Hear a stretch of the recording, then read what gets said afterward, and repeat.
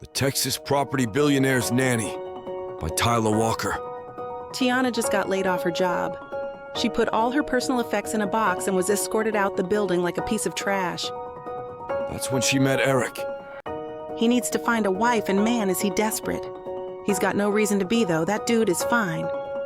But imagine Tiana's surprise when he ends up offering her $10 million to pretend to be marrying him. He's saying he's gonna pay her to be the nanny for his kid. Thing is, he doesn't have a kid yet. Tiana is gonna have to make one with him. Can she go through with it? For the unabridged content, go to tylerwalker.com and use promo codes A40 for 40% off any digital product at checkout. I know it sucks, but the discount is our little apology to you for this platform not allowing the spicy bits to go on air. And if you want to continue the steady flow of free full audiobooks, make sure you like, comment, and subscribe to the channel. Share this video to help Miss Tyler reach even more passionate readers. You're listening to Tyler Walker's The Texas Property Billionaire's Nanny.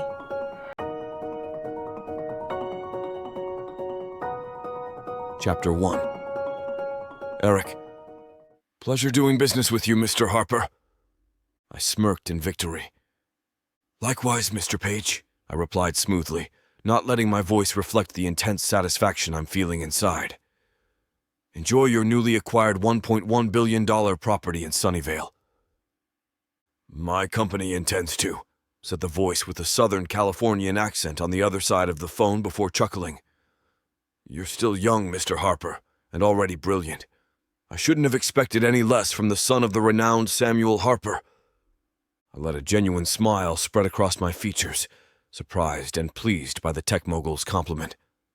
Thank you, Mr. Page. And with that, the phone call ended. I jumped from my seat with a big grin on my face, raising my clenched fists in victory. Another billion-dollar deal closed! Deciding that a victory drink was in order, I went to the impressive liquor display case occupying the entire right side of the living room. Elegantly designed and made of glass, it showcased only part of my father's vast liquor collection personally gathered by himself back when he was still alive. The bottles came from different parts of the world and from different past decades. I used to watch him choose a bottle from the case whenever there was something to celebrate. Birthdays, anniversaries, milestones, and even the little important stuff.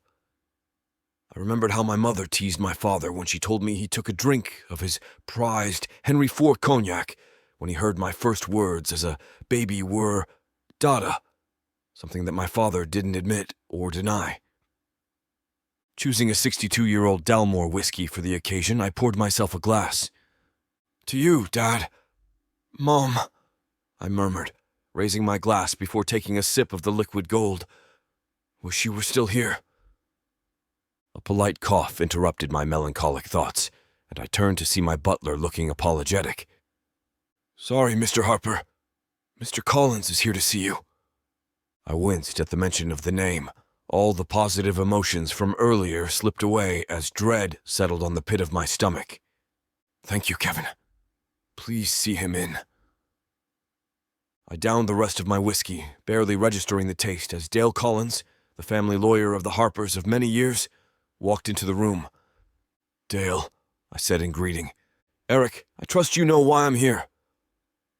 Plopping on the nearest love seat rather ungracefully, a conduct I show only to a group of my most trusted friends, which Dale is a part of, I sighed. I know. So what? I replied moodily. The older man sighed in exasperation. You only got 1 month left, boy. If you don't marry and have a kid by the end of the month, you stand to lose everything. The business, your whole fortune, even the family estate we are currently in, everything will go to your uncle. And we all know how Donald doesn't have a single generous bone in his body. Despite the gloom threatening to devour me, I couldn't help but chuckle at his wording. Not one bit. I can attest to this.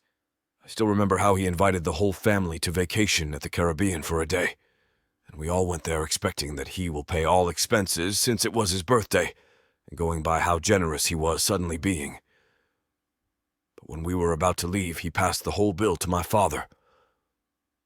Nasty man, the lawyer snorted before turning serious. At this rate, You'll be thrown out of your own home, son. So what are you going to do? I don't know, I moaned in despair, massaging my temples to keep the coming headache at bay. I don't understand why Dad had to leave this kind of clause on my inheritance in the first place. Dale shrugged. He knew you too well. If he left it up to you, you'd end up not marrying at all. Marriage and procreating are simply not on my list of priorities. I'm just too busy with the business.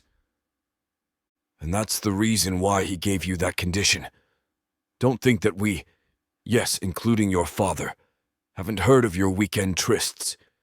Back when Samuel was still alive, he constantly bemoans to me how you are yet to introduce a girl to him. You two have too much free time if all you guys talk about is my boring love life. Boring. You got that part right, the elderly gentleman chortled. Look, Eric, your father had you late. He knows what it's like to be lonely before he met your mother. He's only looking out for you. At his words, I softened up. Ultimately, I couldn't fault my old man. Of course, my father wanted me to inherit the business and the whole fortune, but he also wanted me to be happy too with a family of my own. He didn't want me to be lonely. Father has his own reasons of giving me this stipulation, and one of them is because he knew I could do it. Okay, then. I'm up to the challenge. Dale grinned. Attaboy. I swerved to my right, barely avoiding a collision with a man who's rushing down the sidewalk. Watch it! I muttered despite knowing the man couldn't hear me anymore, as I carefully held my iced coffee on my right hand. As the late afternoon approaches, Dallas's streets were getting busier than ever. The roads and sidewalks were starting to congest as people got off from their schools and jobs and into the streets. Dallas's hectic atmosphere reflected my state of mind as I considered solution after solution to my problem at hand. So how exactly do I get a girl to marry me by the end of the month? My first thought was to get in contact with some of the girls I had flings with in the past. The problem was, I didn't have any contact information from any of them at all. I couldn't even recall a single name who I'd like to see and meet again. Second, I thought of getting my friends to help me with this predicament. They'll be helpful for sure, but I still run the risk of exposing myself with this ruse. With my uncle in the hunt for any kind of deceit that will get in the way between him and my fortune, it's too dangerous. Besides, like the adage, to fool your enemies, you must first fool your friends. If I could just hire someone to be my pretend wife until I claim my inheritance, everything would be peachy. The problem was where to find such a girl. Posting an ad on Craigslist was impossible. It's just inviting trouble. It had to be someone that people think I'm attracted to. Someone respectable, driven, pretty, and perhaps funny. To make the whole ordeal less awful, I really need someone who's not stiff. But then, there's also that ideal solution. Falling in love with a woman who would also feel the same way about me. It would solve everything perfectly. No way, this isn't a fairy tale. It has the least chance of happening. It's never happened before, too. It's just impossible. With these thoughts occupying my mind completely, I must haven't noticed the other equally distracted person. With a crash, the other person dropped her things and my coffee took a tumble towards the ground. With a curse on my mouth, I looked up only to meet the most beautiful brown eyes I have ever seen gazing back at mine. Chapter 2. Tiana.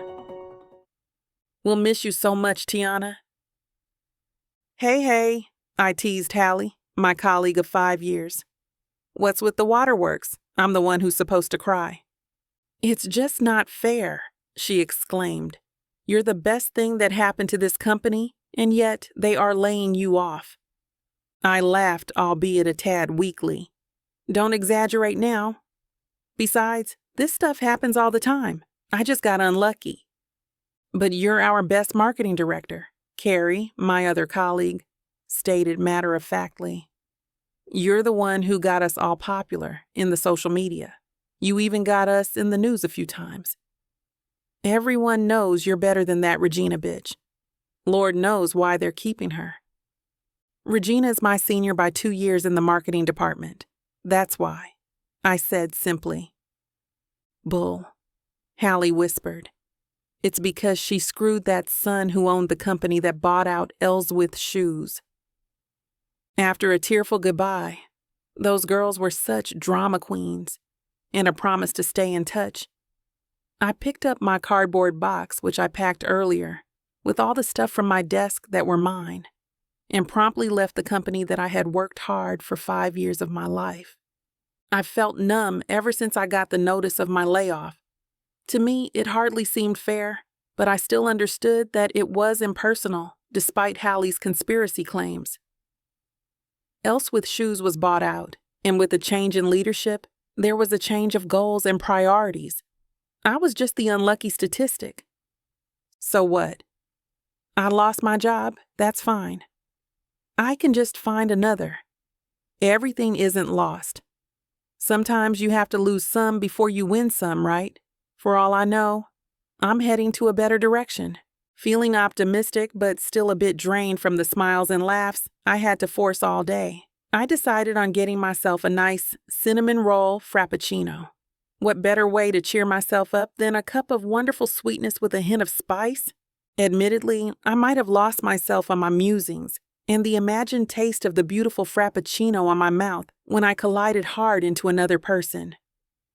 I dropped my box, the contents spilling on the concrete. An apology started forming on my mouth when I noticed the other person's drink spilled all over my stuff. "Oh no, my papers, they're drenched," I gasped, trying to save some of them from the liquid, when I realized something. And buy a cup of my favorite drink, too. Thinking about it, it's kind of unbelievable how I was torn of what enraged me more: my drenched stuff that contained important documents, or the fact that a perfectly good serving of cinnamon roll frappuccino, which I had been mentally drooling over earlier, was wasted on the ground and my poor papers. But hey, that's me. I looked up only to lock eyes with the most gorgeous man I've seen in a while. My brain blanked for a moment as I took in his glorious features. Light blue eyes, a tall aristocratic nose, a strong jaw with a bit of stubble, and neatly styled dark blonde hair overwhelmed my vision. Even from my vantage point near the ground where I'd been crouching to salvage my stuff, I could tell he's really tall, with an impressive physique under that. What I could tell, a tailored suit. "It's your fault," he said. "You didn't watch where you were going." Alas, if only the perfect image didn't speak. "Excuse me?" I said as I stood up. "Gorgeous man or not, I'm not letting anyone get away and behaving like this. Don't you think we're both equally at fault here? We bumped into each other, I dropped my stuff, and your coffee spilled all over my papers. It takes two to tango." The man laughed. "You make it sound like we're already in a failed relationship. We only just met." I glared at him before sighing. It's really not in my nature to look for a fight, especially not with a man who I just realized was a famous real estate mogul here in Texas, and therefore a very powerful figure. "Look, Mr. Eric Harper, an apology would be nice," I said, looking him in the eyes. "I know I was at fault too, so I'll be the better person here and say, sorry for the accident and your spilled coffee." Without another word, I crouched back down to make sense of the mess on the ground. Many passers-by were looking at us, but I refused to be cowed by the person in front of me who I assumed was angered by what I have said. To my surprise, he didn't say anything back, and after a few seconds, he too crouched down and helped me gather my papers. "You know, it's unfair how you already know my name when I don't know yours." I glanced at him, and I could tell that he was struggling with something. It made me reply to his unspoken query. "Tiana Henson. When we have gathered everything back to my box, with the wet stuff separated from the rest by a plastic folder in the center, we stood up, and I waited for him to speak. "I'm sorry," Harper finally said. "No problem," I replied, beaming at him. "Wasn't so difficult, was it?" He didn't answer, and I got concerned by the critical look he was suddenly giving me. He looked me up and down, even going as far as circling my body, surveying and evaluating me as if I was some property up for sale. "What?"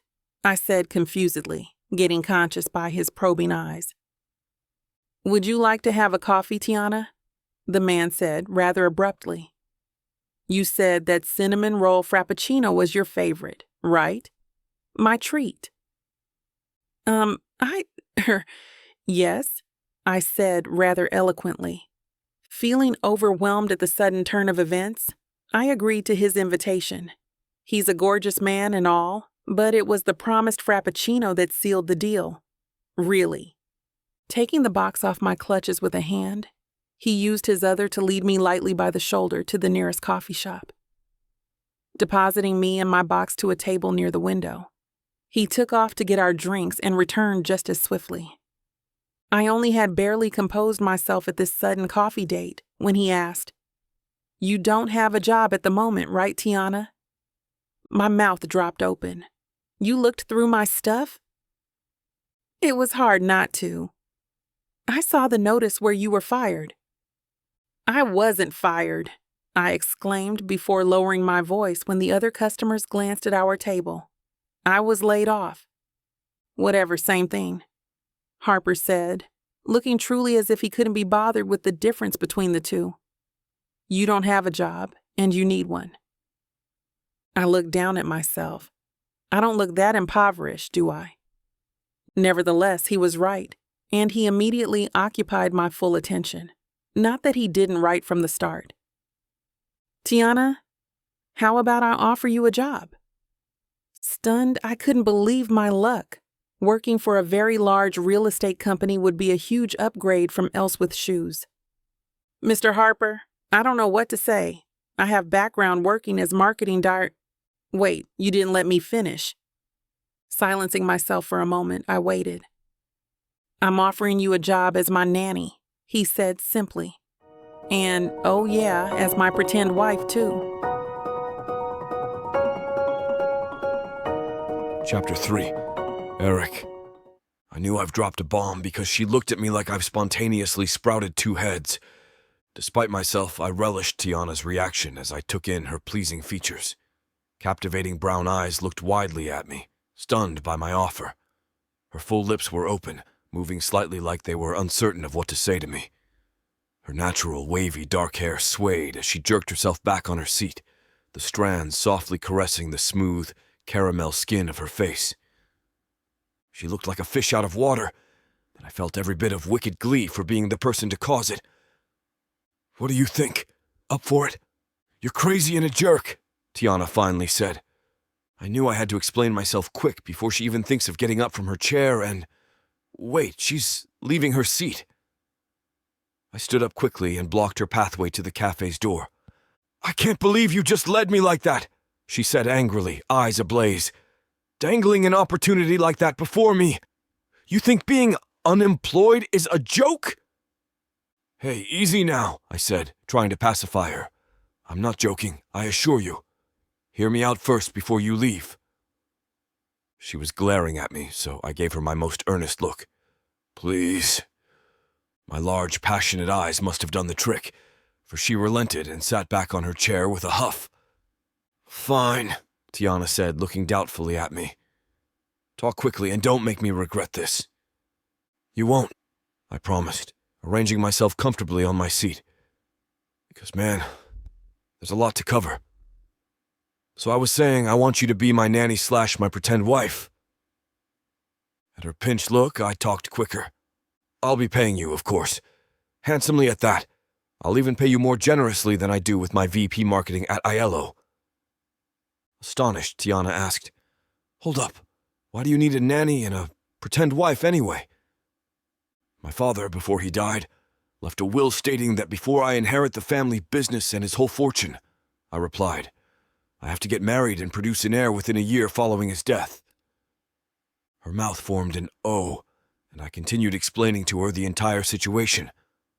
I told her about my father's troublesome but good intentions, the finer details of his will, and my Uncle Donald's desire of securing my rightful fortune all to himself. I told her about the things that I risk losing if I don't fulfill the conditions of the will. To her credit, she listened through everything, even asking some details for clarification. But the way she's looking at me fascinatingly, and the way she's sipping the frappuccino I ordered for her too enjoyably, had me a bit concerned. It looked like it was as if she's in the cinema by how relaxed and enraptured she was with my story. It's nice that at least one of us was enjoying my predicament. Not. "Y'all rich people are crazy," Tiana declared after finishing her drink. To put it lightly, yeah, I agreed, thinking of my father and my uncle and the bunch of questionable stuff I did when I was a teen. And oh yeah, this proposal too. "A guy like you? Why don't you have a girlfriend anyway?" she inquired. "Everything would have been so simple." "Well, I'm just not into relationships." Commitment issues, she deducted, and internally, I winced at how accurate she was. "So are you in?" "Your situation sounds serious, though quite engaging, Mr. Harper," Tiana said. "I just don't think I'm the right person for this kind of job, nor am I willing." "Tiana," I said seriously, "I'll pay you $1 million for your services up front." "That's a crazy amount of money." Her eyes widened, stupefied, and that sounded wrong for a moment. "It will only be for 2 years. You will be well compensated, and everything will be all business." 2 years? "Yes. I won't deprive my child from his mother, especially in his earliest years. When I said I wanted you to be my nanny, I meant a nanny to my child, obviously not me. And 2 years should be sufficient enough to convince everyone, especially my uncle, that our marriage isn't a sham. We'll discuss the other details once you agree." "Wait, what? A child?" Tiana asked, looking flustered and overwhelmed. "You mean I have to do the nasty with you?" "You won't?" I questioned her, surprised. "It's not a big deal, right?" "I don't know what kind of girls you interact with, Mr. Harper, but I'm not the type to just do it with any person, especially with someone I don't even have an ounce of feelings for." "Fine," I said, rolling my eyes at her, which she glared at me for. "We live in the modern times. I'm sure we could arrange something with the doctor so that we don't actually have to do it." "I can't. I'm sorry, Mr. Harper," Tiana said as she prepared to make her leave. "I'm not cut out for this stuff. Thanks for the drink, though, and I wish you best on your situation." She stood up, made her way to the door, and left the cafe. Idiot. She forgot her box. I sat there for a few seconds, wondering why I felt so strangely disappointed. I didn't know why I was trying so hard for her to agree to my proposal. Tiana was just like any ordinary girl you'd find on the streets, except she's pretty with a nice body and a great personality to boot. From our first encounter where we bumped into each other, I could tell that she was dignified and kind. My automatic, abrasive persona to anyone I'm not close with didn't last long with her, and she made me even apologize within a few minutes of meeting her. Even further interaction with her showed that she's no pushover and definitely not money hungry. A person like this is rare, especially in my line of profession. And isn't that just refreshing? I watched her through the glass windows of the shop, an unfamiliar feeling settling on my stomach. While observing her, I noticed a kid rushing past her before stumbling on his feet. Tiana, predictably, like the compassionate girl I pegged her to be, immediately helped the boy on his feet, fussing over him and giving him candies from her pockets. Was it because I was desperate, that I needed to find someone to be my pretend wife soon? Was it because of the sweet smile that she gave the crying boy?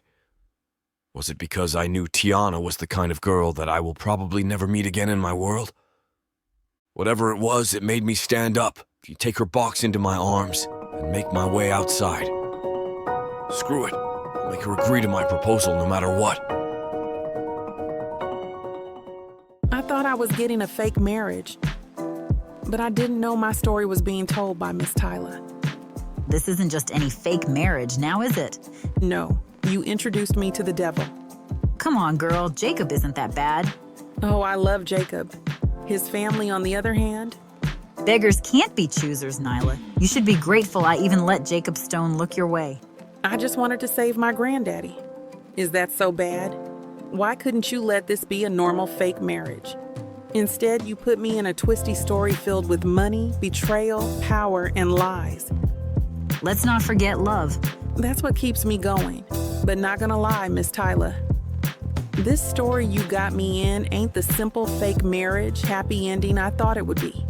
It's not. Because where would be the fun in that? Treat yourself to Say Less I Love You. Tuesdays and Thursdays. New seasons premiere every month. Or skip the wait and grab the full series bundle from TylerWalker.com. Treat yourself with Miss Tyler.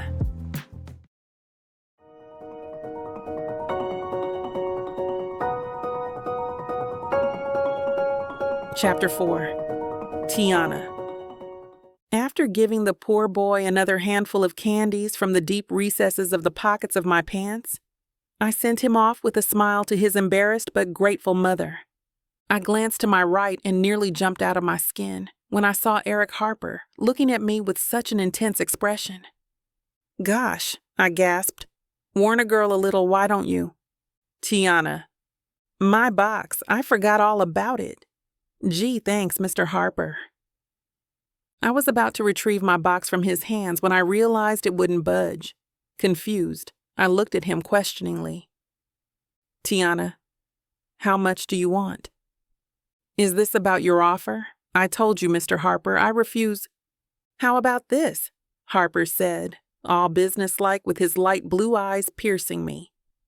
"I'll pay you $2 million up front. Another $3 million will be given to you in a span of 2 years. The amount equally divided in 24 parts and wired to you monthly." "Wait, Mr. Harper, this is too much.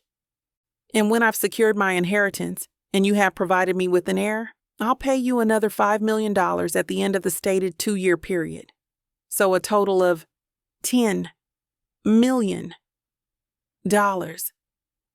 My mouth dropped open, something I noticed I've been doing quite a lot since I met this ultra-powerful and ultra-rich, not to mention good-looking real estate mogul. If this continued any further, I was at risk of looking like an inflatable sex doll. "What do you think?" the dark blonde man asked, his voice all honeyed and smooth, sounding like how I'd imagine a devil would as they seduce an innocent to sell their soul to him. $10 million. You'd never earn this much money in 2 years, possibly in a lifetime, if you continue to work for a company like your old one. I stood, frozen on the spot, as he leaned down towards me. I could slightly feel his hot breath on my right cheek, smelling just like my favorite drink that we just had back on the coffee shop. I shivered. "It's a job not so difficult, Tiana," he continued, "and would only require you 2 years of your life. In those 2 years, you will live in the lap of luxury. I'll even throw in a recommendation for you so you can work anywhere you want after all this. What more could you want?" "If you'll help me, I'll help you," Harper stated nonchalantly, like he was talking about the weather and not about the biggest offer that someone had given me, an offer that could potentially change my life. "It will be all business." I pushed him away and took a step back so I could get my bearings straight and my mind working again. The man was overwhelming, and the stuff coming out of his mouth was even more so. Could I really do it? It all sounded so easy, and it would solve all my problems and his. I wouldn't have to worry about bills anymore at the end of every month, and I could even buy myself my own home, not having to rent anymore. After 2 years of playing house at the Harpers, most probably millions of dollars worth of a residence. I'd be rich and comfortable and needn't work so hard when, in the end, my efforts would be unrecognized like what happened at Ellsworth Shoes. But this isn't me at all, is it? This isn't how I'd like to live my life. I believed in honest good work, without deceit or pretense. What I earned was what I deserved, since I worked hard for it. Pretending to love a man and bear his child would be difficult for me. Okay, perhaps pretending to be enamored with this guy would be feasible, but I just knew that I wouldn't be able to give up a child when it's mine, when it came from me, from my own flesh and blood. It's just inviting all sorts of trouble and heartbreak. "I'm so sorry, Mr. Harper," I stated firmly, stretching to my full height, though still shorter of about 6 inches to his own. "I'm really not interested." I started to jerk the box harder from his grasp so I can finally leave and forget all about this, forget about the offer, and forget about Eric Harper's disappointed expression when it still wouldn't budge. Please accept my offer, Tiana. Or else what? I challenged. Or I'll... Harper probably didn't think it through when he uttered the ultimatum. Or I won't give you this box. With that, he yanked the box from my hand and raised it above his head. My mouth hung open and, that's it, everyone should start calling me blow-up doll Judy now. My shoulders shook, and a laugh was startled out of me by the unexpected childish display from the CEO of ILO. "Stop that, you man-child," I said, a smile threatening to break from my lips. "Just give me my stuff." Harper looked highly affronted by the name I called him. Nevertheless, he didn't relent. "No can do," he replied, lifting his chin. "As a man-child, I can be quite petty. Hey, I'm not afraid to call the cops." A phone sounded and our childish banter halted as Harper reached into his pockets for his mobile. He glanced at his screen, looking annoyed for a second. He then stared at me with a peculiar expression on his face, before receiving the call and slowly raising his phone to his ear. "Excuse me for a bit," he told me quickly before speaking on the phone.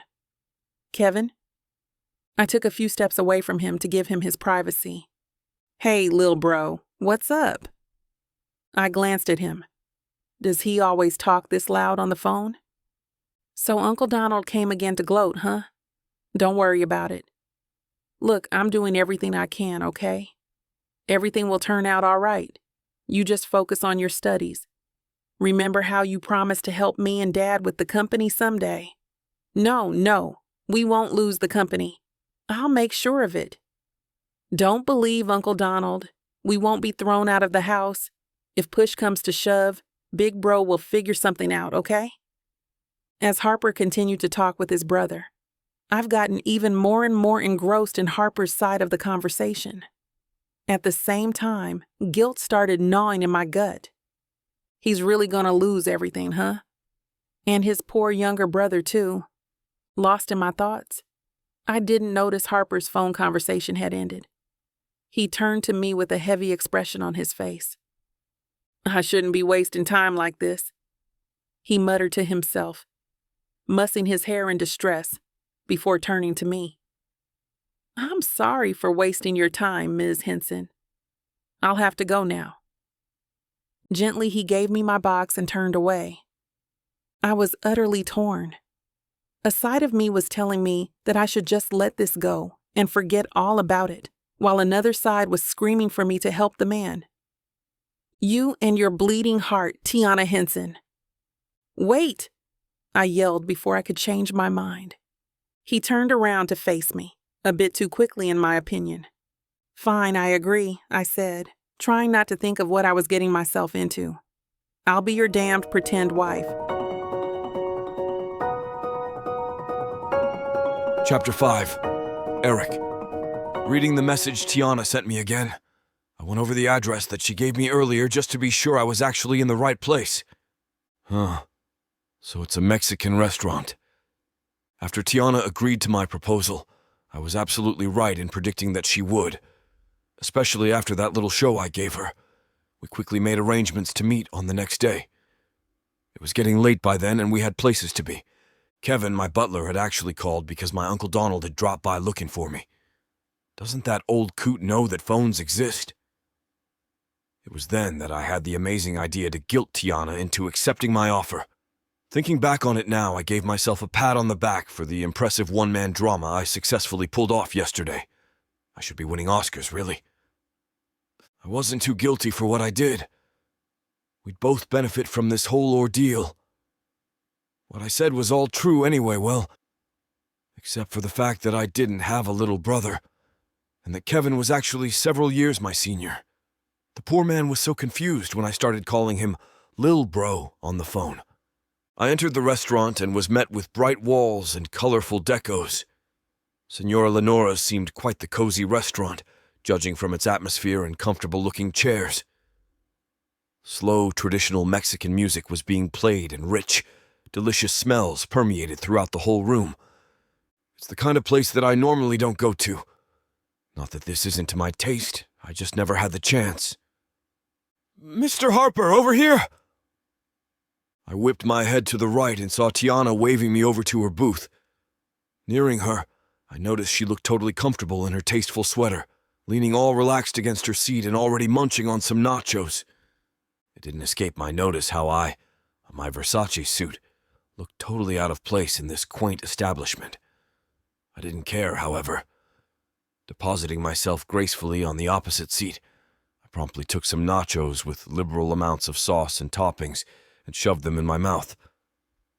"Wow, this is really good," I said, surprised, already reaching for another bite. "Right?" Tiana beamed, her face too bright. "I hope you don't mind, but I already ordered us some carne asadas and ceviche. They're to die for. But if there's something else that you'd prefer, please go ahead and order." With perfect timing, the waiter brought out Tiana's ordered dishes. They looked absolutely delicious, and the smell was incredible. I didn't even think of opening their menu anymore and just started digging in. Surprisingly, I was instantly hooked on the flavors that melted on my mouth, and I said so to Tiana. "You don't need to go to expensive restaurants to find good food," she said with a smile. After that, we talked more about food, restaurants that we liked, and I even shared to her the best dishes I've tried when I went abroad. Our conversations continued on the same vein, and it was in the middle of discussing why five-star restaurants serve tiny portions. No, they aren't a sham, Tiana, that I realized that this was starting to feel like a date. Perhaps it was the novelty of trying this kind of food in this kind of unassuming place, with a companion who wasn't like my usual, that made me forget what we were here for in the first place. But when the plates were polished off and we were only left with our spicy margaritas, we had to face the inevitable. Tiana spoke first. "So, how do we go about this?" "We'll need to agree on the terms for this whole fake marriage thing," I said, my mind shifting to business mode. She gestured for me to start, and I began listing off some. "First of all, this agreement should only be known between the two of us. Discretion is required, especially since my Uncle Donald would be in the hunt for anything suspicious. So no telling of this to your family, your friends, and etc." "Seems fair," Tiana agreed. "Second, you are to live with me at my family estate for the 2-year duration as my wife. Should I move or stay in another place for some period of time, you will come and accompany me. Your needs, such as food and others, will be provided for." "Okay, but I'd like to be given some time to visit my family in those 2 years," she haggled. "They live in Virginia." "That's fine," I relented. "As long as you tell me ahead of time, everything should be okay. Next, you will follow my demands and make yourself available whenever I have need of you. There are events that we need to attend as a couple. To make it more authentic to everyone, we need to spend as much time as possible together, especially in the next few months." She nodded. "Only if your demands are reasonable. I want to have the option of refusing if your demands are unlawful or immoral. Don't worry. I won't ask for you to kill somebody or anything awful like that." I rolled my eyes, to which she chuckled. "Another is that close body contact is required, of course," I continued, "as proof of our undying love for each other." Tiana winced. "Okay, but no sex." "No sex," I confirmed, "but you will have to bear me a child. We'll discuss this further later on after we're done with the wedding." I could tell that Tiana was bothered about this. I was too, but I didn't let myself linger on too much about it. "I'll cross that bridge when I get there." "Lastly, don't fall in love," I said seriously, looking her in the eye. "This is a business relationship, Tiana." "Agreed," she replied, equally somber. "Love will only get in the way." And so the deal was sealed. If you check with your bank now, you'll find that I have already sent you the $2 million as promised. "Already?" she asked, her eyes wide. "That's why you asked for my details." "Now, wear this," I said as I took out a small, elegant box from my pocket and placed it on the table. Tiana hesitantly opened the box and stared in awe at the 18-karat diamond ring inside. Oh, wow. I never imagined giving out my mother's ring like this in this kind of setting. I chuckled to myself. What has my life come to? Your mother's? Mr. Harper, I can't... Eric, I said, my voice low as memories of my mother wearing that ring were conjured in my mind. Call me Eric, Tiana. I grabbed the box from her hand, took the beautiful ring from inside, and reached for her left hand. Gently, I slid my mother's engagement ring on her ring finger. For a moment, I was mesmerized, caught in the memories of the past. I looked up, and Tiana was staring at me. It felt a little too intimate, so I looked for something to say. By the way, I actually don't have a brother. Silence ensued. What? Chapter 6. Tiana. It felt like I'm in some kind reality TV show, but most of those are rigged anyway. The deal that I'm involved in now, this stuff only happens in the romance books or in the movies that I've seen. I can't believe this happened to me. In full-blown Technicolor real life, I just got home, kicked my shoes aside, and lay down my bed. I fished for the papers that Eric handed over to me earlier. These were from his lawyers, and he advised that I should read through the legalities so that I know what I'm getting myself into. I tried to read through every word, but my eyes started to get heavy, that I'm unable to properly process what I'm reading. I stand up and decided to continue my homework at the dining area. I placed the documents at the table while I turned on the coffee maker. I got a pen from my handbag so that I could make some notes. I poured myself a mug of coffee, added some sugar and milk, and stirred slowly. I slowly inhaled the wonderful, uplifting aroma that filled the room. Brand new energy coursed through my veins. I'm ready to start again. I took a sip from the mug and looked back at what has happened in the past days. I just lost my job and was determined to find a new one, but I didn't expect that it would be this kind of job. I do hope I can keep up with what's needed. I started going through the multiple sections of the agreement. As expected, we'll be signing a prenuptial agreement. Well, that's okay. I'm not really after getting any of his money. Just as long as I'm compensated well for performing my role. Speaking of compensation, I looked for the stipulated amount once again. What I would be receiving would really help my family, and I'll still have some left over for savings. In the contract, it's also mentioned that we should remain married for at least 2 years. Once that's up, then we can ask the help of Eric's lawyer so that we could file for a divorce and then go on our separate ways. I browsed through the rest of the items, and everything's fine with me. But there's one important thing that I'm really nervous about. It's the requirement that we produce a child, an heir, as soon as possible. I made notes on the side regarding this. What will happen to the child after we've separated? Will I be allowed to visit? Do we share custody? The more important question, what if I'm unable to bear a child? How will this impact our arrangement? I pulled out my laptop and composed an email to Eric and his lawyers, letting them know of my clarifications.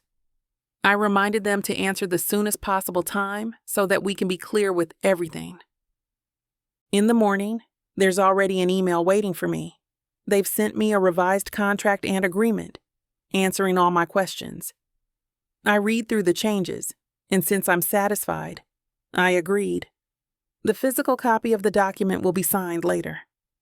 Not 2 hours have passed when my mobile phone rang. It's Carrie, one of my friends from work. I took the call. Hey there, I answered. Why are you calling? A long and loud scream sounded from the other side of the line. Carrie shrieked. What's wrong with you? I asked her. Why did you keep it a secret from us? She told me. What are you talking about? What secret? I inquired. Carrie scoffed. Well, it's all over the internet and social media. Eric Harper just announced his engagement to you. I didn't even know you two knew each other. Much more dating, Carrie explained. Damn. They already announced it? I'm not yet prepared to explain to my friends and family. Everything happened so fast, I murmured. We should probably go out sometime so that I can tell you the story. Yes, we definitely should. Congratulations, Tiana. I'm really happy for you, Carrie said. I felt a tug in my heart. They really care about me. If only I can tell them that this is all just a big show. But part of the agreement is that no one else can know about it. Not even my family.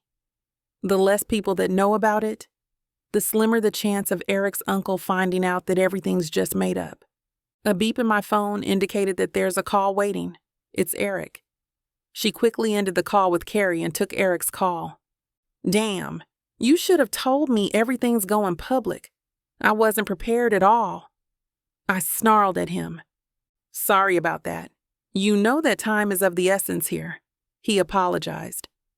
By the way, I've already called your mom and dad. We're meeting them today for dinner at the downtown hotel. I'm furious that he did this without my permission. You did what? Fine, what else can I do? I shouted at him. Now I have to go. I need to call them and explain what happened. Okay, he replied. I'll pick you up at 6 p.m. I took several deep breaths before I dialed my mom's number on my phone. As expected, they were quite shocked with the news. I told them the version of the story that I'm allowed to share and assured them that everything's going to be great. It's 7 p.m. Eric and I were already waiting for my parents at the hotel's restaurant. Eric gave me the engagement ring so that I can wear it and show it to my parents. He sent a car to pick them up, so they should be arriving any minute now. Finally, they're seated with us at the table. Dad had his poker face on, and my mom looked confused. Eric apologized for the swiftness of our decision, and he guaranteed that I'm in safe hands. He also regaled them with stories of his childhood and business. And I can see that Mom has warmed up to him. He's even charmed my dad by talking about football. I just watched them in awe. I can't wait to meet the rest of the Henson family on our engagement party, Eric announced. During dessert, I was even more surprised when Eric did something unexpected. To remove any suspicion, very gently, he showed affection, as he kissed me softly on the lips. Something that's normal for newly engaged couples who were very much in love. Oh my! Not only is he gorgeous, but he's also a good kisser. I smelled trouble brewing ahead of us. Chapter 7. Eric, it's official. I've been engaged, and Tiana is now my fiancée. The contracts and agreements have been signed, and since our engagement has been publicly announced, we need to start enforcing the details. I was nervous at the thought of meeting the parents. I haven't done this before, so I don't have any idea how it goes. My hands were clammy as I tried to calm myself while waiting for Tiana's parents. It didn't help that her dad looked very stern. Her mom, on the other hand, looked like she's sure there's something wrong about everything that's happening. I explained everything as much as I could, without letting them know that this will just be a temporary arrangement and that Tiana would be helping me out. We can't let them know that this would be some sort of acting job. Thankfully, I was able to charm my way into them. By the end of our main course, I could see that Tiana's mom already believed our whirlwind engagement story. I warmed up to her dad by discussing football, his favorite sport. To cap the night off, I kissed Tiana on the lips. She was surprised for a second, but I'm grateful that she didn't resist or push me away. It was a short kiss, but damn, it was very sweet. It made me want more. Today, as part of our agreement, Tiana moved into one of the guest rooms in our mansion. I made sure that she got the biggest room available and that everything was prepared and provided. I also assigned one of our best housekeepers to assist her. There's a lot to do, but we've got little time. So, there's no room to rest. Once Tiana has settled in, I drop by her room so that we can start working on the things that we need to accomplish. I knocked on the door and Tiana opened it, a little bit surprised. "Hello, Eric," she greeted me. "To what do I owe this pleasure of your visit?" "I'm checking in if you're settled in and comfortable," I said. "Also, we need to start working on the things needed for the wedding." Okay then, what do we need to do? She asked. I brought out my phone and scrolled through the checklist of the items for the wedding. Of course, I've already hired the best wedding planner in this side of town, so most of the things would already be taken care of. But there's still things that we ourselves need to do, he explained. First on the list is getting fitted for what we will be wearing during the engagement party. We've got an appointment at the shop at 2 p.m. today, so we better get going. Tiana and I get on my car and we drive towards town to get to the shop. As we're driving, I tried to get to know her more. I asked her questions regarding her childhood, to which Tiana gamely answered. In return, I also told her bits and pieces of my story. We arrived at the shop, and immediately we were escorted to the fitting rooms. 3 different dresses have been prepared for Tiana, and I asked her to try each one to see which is the best choice. The first 2 that she fitted were fine. They actually looked very good on her, but I feel like it's lacking that X factor that would make her stand out. I can see it in her eyes that she's also not satisfied. Tiana tried on the last dress and slowly she stepped out from behind the curtain. As soon as I saw her, I was speechless. The dress is made of a material which hugged her curves perfectly without revealing too much. Its pale blue color matches perfectly with her beautiful caramel skin and brown eyes. It had a slit on the side where her slender legs peek from. "So, what do you think about this one?" she asked me while turning around. "It looks gorgeous on you," I answered. "If you're happy with that one, then the designer can make finishing touches on it so that it'll be ready on the day of the party." We went off and stopped at several other stores to get shoes, accessories, and other things that were needed. We kept on talking and discovering things about each other in between our tasks. I have to say, the more I get to know Tiana, the more I'm intrigued and drawn closer to her. There's no denying that I'm physically attracted to her, and having her very close to me only added up to that desire. But since all of this is just pretend, I can't risk giving in. We finished having our dinner at the house, and Tiana has already returned to her room to freshen up and rest. Suddenly I remember that invitations needs to be sent out as soon as possible, so we had to finalize the guest list. I walked towards her room once again and softly knock. "Tiana, I'm sorry to bother you, but we need to finalize the guest list tonight," I called out to her. The door creaked and Tiana's face appeared. "All right then, you can come in," she said as she opened the door wider. We went to the chairs and started to go over the people that we wanted to invite. I asked for her opinions on some of the guests, and she also put in the important people in her life that she hoped to be there. As we worked, I tried to distract myself from staring at Tiana. She is prepared for sleep, and she's already wearing a silk sleep dress and a robe. Halfway through our list, I was no longer able to hold back my desire, and kissed her. Tentatively at first, but it slowly turned passionate. I could feel Tiana returned my kiss, which only fueled my passion. I hate to put a stop to a good time, but it looks like we've hit this platform's limit for spiciness. This platform's got some rules we have to play by if we want to keep giving you these stories for free. And trust me, this scene isn't something you want to miss. While we can't get into all the details here, you can still dive into the full, uncut version at TylaWalker.com. Miss Tyla has an entire collection of unabridged audiobooks and ebooks waiting for you. And the best part? You can treat yourself with 40% off when you use the code SAVE40. That's right. You'll save on any digital product, even bundles that are already discounted. Miss Tyla would never let anyone feel the kind of disappointment you must be feeling right now. So why wait? Treat yourself with Miss Tyla.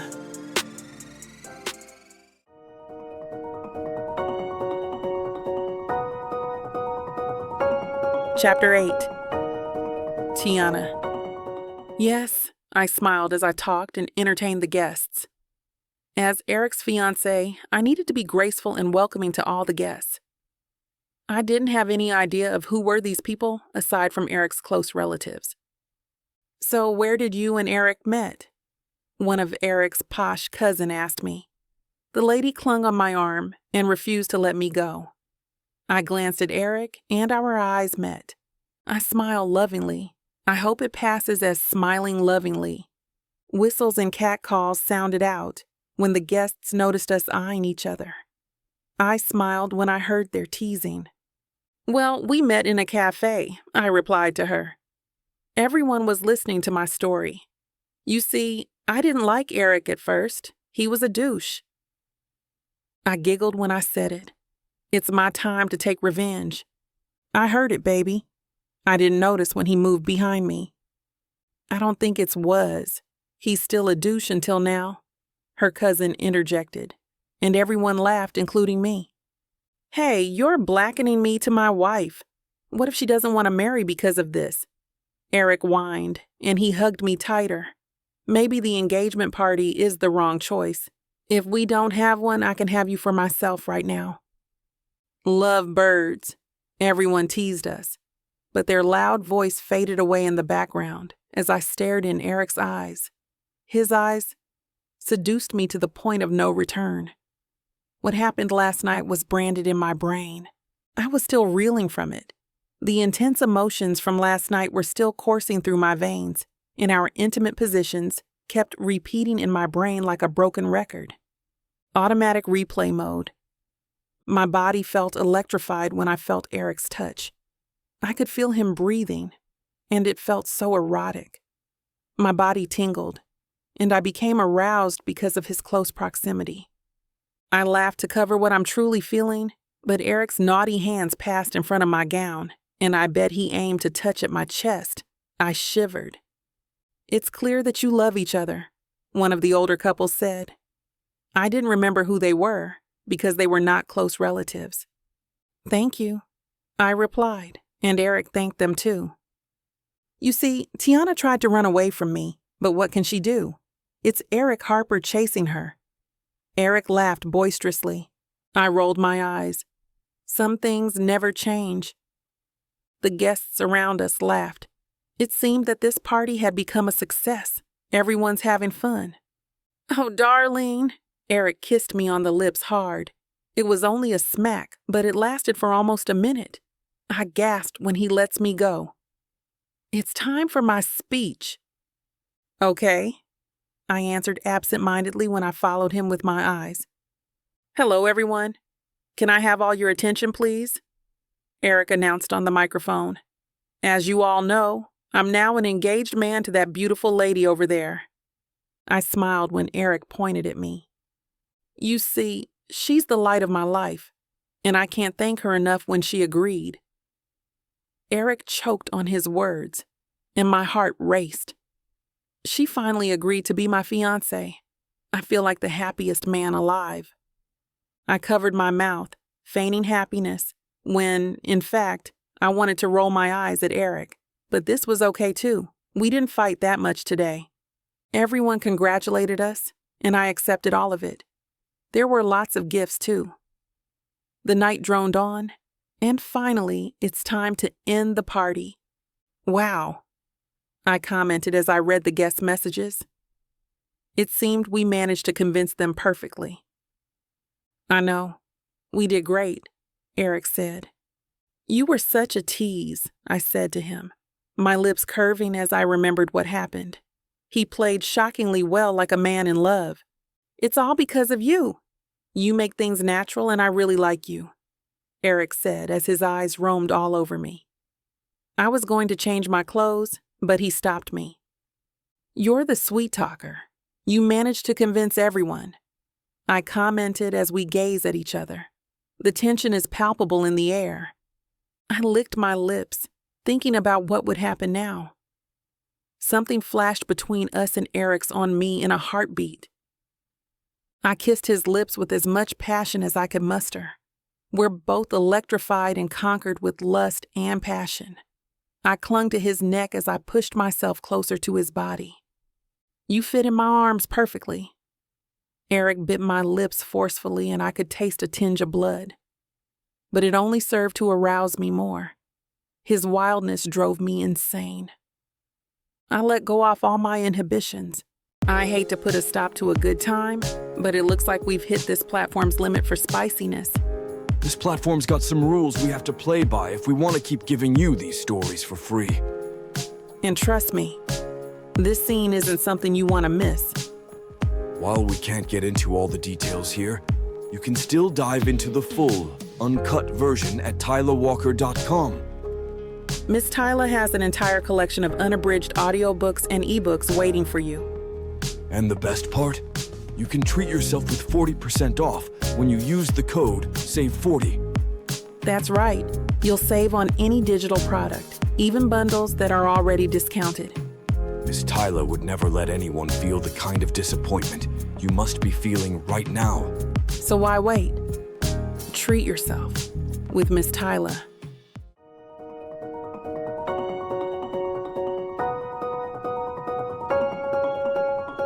Chapter 9. Eric. Last night was amazing. Tiana's kisses were furious, her embrace firmer, and she screwed me more passionately than the other night. It's as if she's trying to let go of some pent-up aggression. I don't know if Tiana's showing me how she really feels about our agreement, or if she just found the perfect avenue to release all her buried personal rage. Regardless, Tiana was completely different last night. Her responses were impassioned and fervid. I couldn't get over the way her caramel skin glistened the whole time I screwed her. It was as if the small beads of sweat that showered her shimmered like diamonds embellished across her succulent body. "Excuse me, sir. Miss Henson is waiting for you at breakfast." Kevin inadvertently cut me off my reverie. Somehow, this early morning news got me excited. "Good morning, Kevin. I'll be there in a sec." I fixed the buttons of my shirt and put on my jacket. I thought to myself, I don't mind getting to know Tiana even more. In the meantime, the clock is ticking, and I barely have 2 weeks to seal our agreement. I gotta convince everyone that Tiana and I are truly in love with each other. I stopped by the mirror before I set off. "You can do this!" "Good morning, Mr. Harper." The staff greeted me as I made my way down the large staircase. Kevin was at the landing ready to usher me to the grand dining hall. Everything in the mansion was brightly lit by the warm rays of the sun. As I entered the entrance to the grand dining hall, I saw Tiana standing radiantly in her white blazer and skirt ensemble waiting to receive me at the dining table. "Good morning, honey." I walked hurriedly towards her and immediately wrapped my hands around her waist as soon as I reached her. "How was your sleep last night?" I asked in my business-as-usual tone. She understood right away that I was teasing her. All she could react was a squint and a raised eyebrow before she forcefully responded, "It was, good, great. Last night was great." I saved her just before she started to fall apart. I pressed my face towards her and kissed her wet on the cheek. "You look ravishing," I whispered to her. I saw Tiana's eyes spark a bit while her face retreated in embarrassment. I helped her on her seat, and as she sat down comfortably, she firmly held my hand and looked straight into my eye. "Thank you for last night, honey. I really had a great time." "Of course, my love. It was my pleasure." I raised her hand and kissed it. After our brief exchanges of honesty, we proceeded to enjoy our breakfast while we talk about some priorities at work. I asked Tiana if she could come to me in the office to help me sort out some paperwork that needed some reviews, which she happily obliged. We were so drowned in our energetic conversation that we almost forgot about the time. Kevin stepped in to take us back into reality. "I'm sorry, sir. Miss Henson, it's almost 8, and I believe you have an 8:30, Mr. Harper." "Of course, Kevin. Thanks for reminding." I positioned myself straight and stood up to get Tiana. "If you please, my love." I reached out for her hand. "Thanks, honey." Kevin walked us out to the car. I continued to wrap my hand around Tiana's waist. I couldn't help but smell her sweet fragrance. Tiana reciprocated by slightly leaning her head on my shoulder as we both approached the car. "Have a splendid day, sir. Miss Henson?" Kevin was all smiles as he opened the door. "You have a beautiful rest of the day too, Kevin." Tiana winked at Kevin as she gently entered the car. I followed Tiana inside the car while I observed Kevin's repressed giddiness. On our way to the office, I couldn't help but play with Tiana's soft, wavy hair. She was resolute, staring far outside. I pretty much enjoyed how her dark hair fell carefully from her neck towards her shoulders. The way her hair was arranged was flawless. The symmetry was astounding. In these little things, I began to observe how this bold woman is so organized and firm. Sigh, how can you be so perfect like this? Anything wrong, my dear? Tiana softly asked. Oh, nothing. I'm just thinking about a lot of stuff. Tiana grabbed my hand and slid her fingers in between mine. She clasped my hand firmly and looked up to me. Don't worry, honey. Everything's going to be all right. I'll always be there. The way she candidly delivered her lines was liberating. Her eyes spoke truthfully with her mouth. Thanks, honey. That means a lot. I pressed my lips hard on Tiana's and kissed her. I heard the driver's cabin window slowly rolled up. When we arrived at the office, Tiana and I went straight to the conference room where my employees were eagerly waiting for a business proposal review. Tiana greeted everyone in the room before she settled on her seat. I sat down immediately and went straight to business. Okay, good morning, everyone. Can you get me up to speed on where we are with the AT&T deal? Mr. Harper, AT&T is pushing for a 2-building lease at $10 million a year. Mark, our vice president for business development, said matter-of-factly, $10 million per building? $10 million for the entire complex, Mr. Harper. Annual. To me, it's a good deal considering it's a 5-year term. Mark clarified firmly on his statement. Excuse me, Mark. I don't mean to interrupt, but will AT&T cover all liabilities and depreciation over the 60 months? We just want to make sure that we don't end up trying to spend our revenue for depreciation costs, wear and tear, and taxes. At the end of the day, AT&T's got a very strategic location in our complex. It's a good 5-year relationship, so I think it wouldn't hurt to offer somewhere around $15 million. I was astounded. Everyone in the room got into thinking mode. Mark was inadvertently hard-pressed on his phone trying to do the math. After a few minutes, everyone in the room seemed to agree. It was Mark's turn to rebut. I hate to disagree, but Tiana's on point. $25 million for the entire 5 years is enough to pay for all those costs, while we still stay afloat with a significant margin. I immediately stood up from my seat, walked straight to Tiana's, and clapped my hands. $15 million it is. Let's get the proposal ready and get those papers signed right away. I grabbed Tiana's hand and looked at her. Damn, baby, you're brilliant. My eyes couldn't hide my amazement. That was an excellent, dear. I commended Tiana and winked at her. The rest of the afternoon, I observed how Tiana easily warmed up to my employees. She had this fantastic skill of connecting with people. She brought a different kind of energy, even to my exhausted and uncompromising employees. She was simply amazing. She was...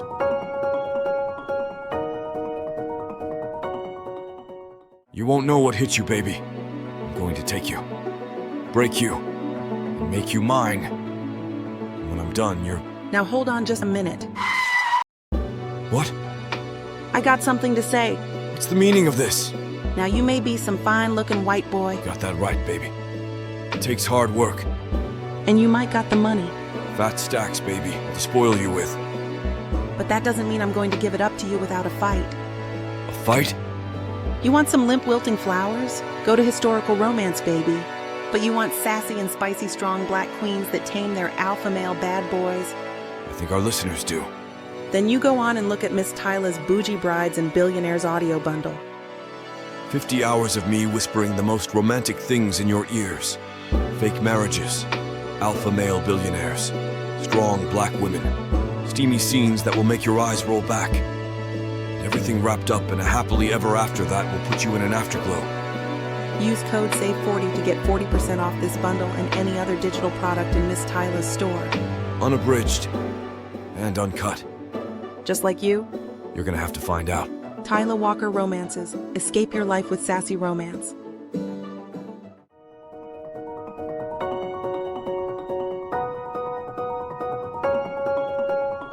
Chapter 10. Tiana. Hey, I brought you some coffee. I hope you're not bored. Eric was jumpy as he entered the door to the meeting room, where I was having a conversation with one of his executives. He hurriedly walked up to me, placed the coffee neatly on my desk, and kissed me. "I hope I'm not getting any bad reps from Justin," Eric said, teasing, and then he glanced at Justin Morrow. "Do I?" Justin responded playfully. "You have no idea about the things I've told your wife, Eric." I was stunned. Eric froze. Did I hear it right? Did Justin just refer to me as Eric's wife? "You're going to have a lot of explaining to do when you get home," Justin added in his distinguishable Texan accent. The room was silent for a few minutes before Eric broke the ice. "Thanks for throwing me under the bus, brother." Eric placed his hands on Justin's shoulders and slightly leaned on him. "Oh, Justin, what do I do without you? Seriously, brother, I'm deeply grateful for everything you've done. Thank you so much for making sure the projects are completed. I know how much you have on your plate, but you never disappoint." I could see how Eric sincerely recognized Justin's efforts with the company. Justin and I were just talking about them before Eric arrived. Justin just completed 5 projects in the last month without incurring any additional costs for the company. He also shared how Eric was always grateful for his employees' achievements and how he moves heaven and earth to recognize them despite his busy schedule and stringent board decisions. "Anytime for you, brother," said Justin. "You've been a great boss to us. There's no doubt you're going to be a great husband and father." "I can't thank you enough." Justin stood up. He faced Eric, extended his arms, and shook Eric's hand firmly. "It's always my pleasure. Well, I better get going and leave you 2 lovebirds enjoy the rest of the day." Both nodded before Justin went off his way out of the room. I could only imagine how well Eric was loved by all his employees. Even the staff at the mansion held Eric in a noble manner, not because he was the boss, but because he treated each of them remarkably well. He had genuine respect for every individual he met. Hearing all their stories made me feel so proud of Eric. He's a completely different person from the first time I met him.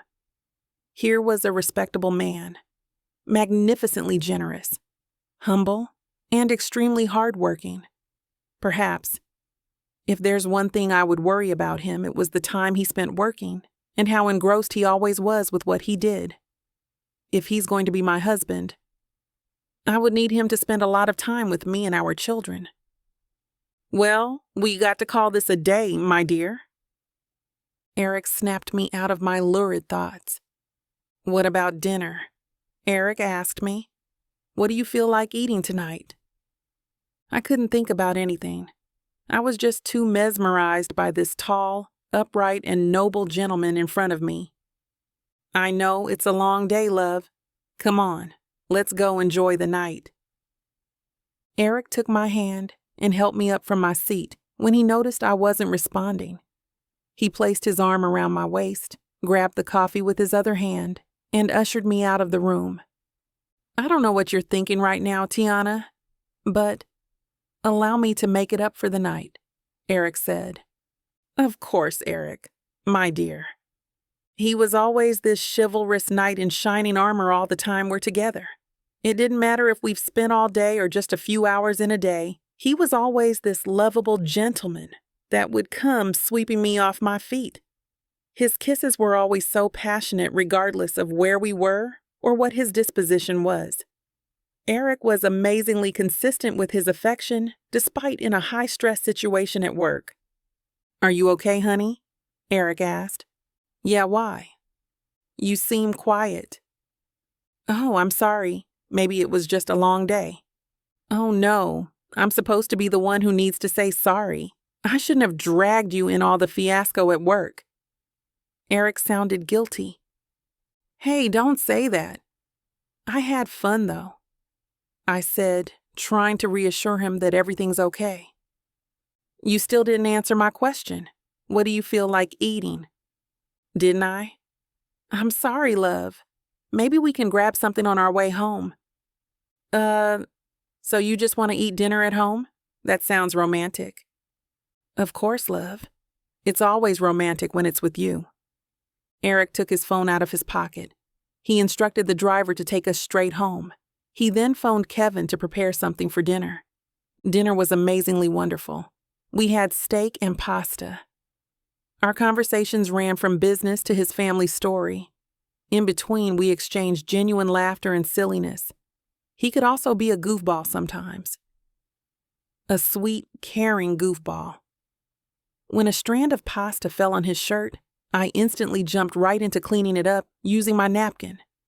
I could see the surprise in his eyes that's gleaming with affection. That was amazingly great, I told him with childish ardor.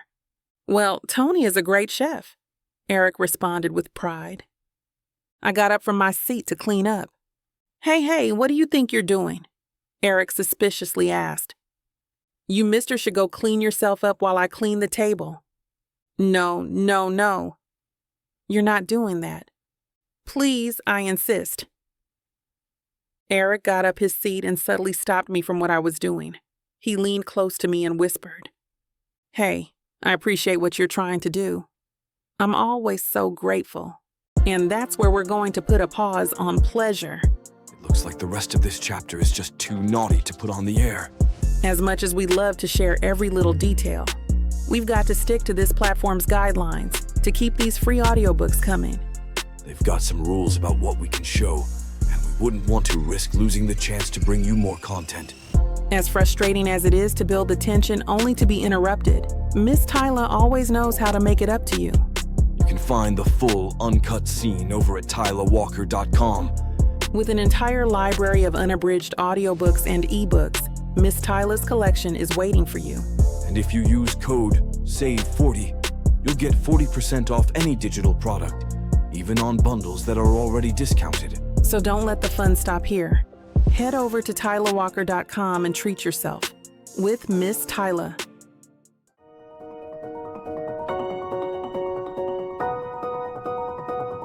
Chapter 11. Eric, what are your thoughts? Eric? Her eyes all white now, her mouth wide open. Her hands gripped my butt tight, pulling me harder to her mound. Eric! An annoyed roar abruptly cut my musing. It was Donald's. Are you okay, Eric? He inquired with his condescending demeanor. All the board of directors in the room were looking straight at me, confused. Yes. I'm okay, Donald, I confidently assured him. I had to think it through over and over again before I make a decision. Donald leaned back to his seat. He was explaining to everyone on the board about the benefits of pulling Aiello out of the NYSE and go private with a financial holding firm. His proposal was aligned with other real estate firms going private to avoid potential negative impacts when the economy responds to the U.S.-China tariff war. I was thinking otherwise. I answered Donald calmly composed, and my answer is no. Everyone was taken aback with my statement. Their wide eyes manifested their utter surprise. They didn't usually hear me directly contradict my uncle's decision in public. We're not going private. The tariff war will impact other products, but will have no effect on the real estate landscape. The proposal to go private is risky, and we're going to be under the mercy of our financial owners all the time. The board listened intently. My uncle simply looked annoyed. Apple has not even backed down and is not intimidated with the ongoing tariff issue when all their products are built in China. How come we're already panicking when our businesses don't even have direct ties with China? Are you implying that we're not going to be in any way hit when this whole thing blows up? Donald tried to interrupt me. I remained calm. Then I continued firmly. Extremely minimal. Insignificant. Everyone in the room nodded in agreement. More importantly, you all will be losing your seats on the board when the new financial owners will take over. You will lose ownership. It was quiet for a long time. My uncle was in disbelief. Justin walked me through the status of the AT&T project with gusto. He was so ecstatic with how the project was going. Facilities and maintenance improvements, renovation and construction, and the capability to finish 2 weeks before the deadline. You're going to be extremely happy about the other news, Justin exclaimed. Not only we're going to finish 2 weeks early, we're going to save about 10% of our forecasted cost. That's awesome, Justin. What else can I say? But you simply did great. The look on my face might not have aligned to what I said, because Justin's eyebrows suddenly crossed inquisitively. You okay, brother? Justin's voice was suspecting. Anything bothering you? Nothing. Why? I'm not sure if you're here with me right now. Looks like you're off wandering somewhere far, bro, he laughed. She's really wife material. The way she can immediately attend to my clumsiness. She was simply natural. My mind wandered off again. Hey! Justin jeered as he snapped his fingers. Oh yeah, no, I was just thinking about Tiana. Why, what about her? Something wrong between you two? No, I just miss her. Justin chuckled ridiculously upon hearing my words. His face started to turn red like he was teasing a schoolboy. Seriously, brother, I miss Tiana. I broke his candid laughter. Well, man, I can relate. It was the same feeling I had with Melissa when we just got married, replied Justin to my seemingly annoying declarations. No worries, though. I just gotta send you these slides so you can go over them when you have time. Rest assured, our 8NDT project is way on track, and I think once it's done, I have bandwidth to take on another project. I could only smirk to his energetic updates. Oh well, I got you, brother. I won't bother with any more of my boring achievements, he teased further. This should be your last meeting for the day. I was the last one booked on your calendar. Both of us got up. You can now go run to the love of your life and make plenty of babies. All of Justin's banters couldn't get through me. I was stuck thinking about Tiana, how she handled herself in the office this past few days, the way she took care of things at the mansion, the way she touched me, the way she kissed, the way she made love last night. Go on, brother, shoo! Justin pushed me out of the conference room. He took his laptop and walked straight to his office. Enjoy the night, Eric, bid Justin with more mockery. As I made my way down the lobby, I could see Tiana talking to my staff and a few clients. Everyone looked like they're having a great time. My sight was stuck with Tiana, her hair, face, smile, arms, thighs, and graceful movements. I couldn't fathom what I was feeling. I felt light and dancing and smiling all at the same time. I couldn't explain how my heart beat every time I saw Tiana. Even talking to her was simply serene. Every single minute without her felt like eternal solitude. I saw the clients shook Tiana's hand and said their goodbyes to the staff. Tiana offered to walk them to the door. My staff went on their way as well. I reached for my phone and dialed Tiana's number. I had to tell her something. Hey, honey, how have you been? Tiana answered the call. Tiana, I blurted her name slowly and then I sighed. Oh, honey, what is it? Tiana, What is it, dear? I love you. Chapter 12. Tiana. I leaned my head on the edge of the tub as I took a bath, soaked in essential rose oil. I'm supposed to calm my mind and relax my body, but it's not helping. Now that I'm alone, I couldn't help but think of Eric. I sighed, trying to calm down my racing heart. I can't help it. Who could fault me if I felt something more than an attraction for Eric? I really didn't think that I would reach this point in my life. Eric's someone that has crept inside my heart. I closed my eyes, feeling the water on my skin. Maybe I should have music in here. I remembered our nights together. This fake relationship seemed to burrow too deep in my heart and mind. If the night of the party is anything to go by, damn, such thoughts make me crazed. My eyes opened abruptly as I remembered our kisses and our most intimate scenes. I hate to put a stop to a good time, but it looks like we've hit this platform's limit for spiciness. This platform's got some rules we have to play by if we want to keep giving you these stories for free. And trust me, This scene isn't something you want to miss. While we can't get into all the details here, you can still dive into the full, uncut version at tylerwalker.com. Miss Tyler has an entire collection of unabridged audiobooks and ebooks waiting for you. And the best part? You can treat yourself with 40% off when you use the code SAVE40. That's right. You'll save on any digital product, even bundles that are already discounted.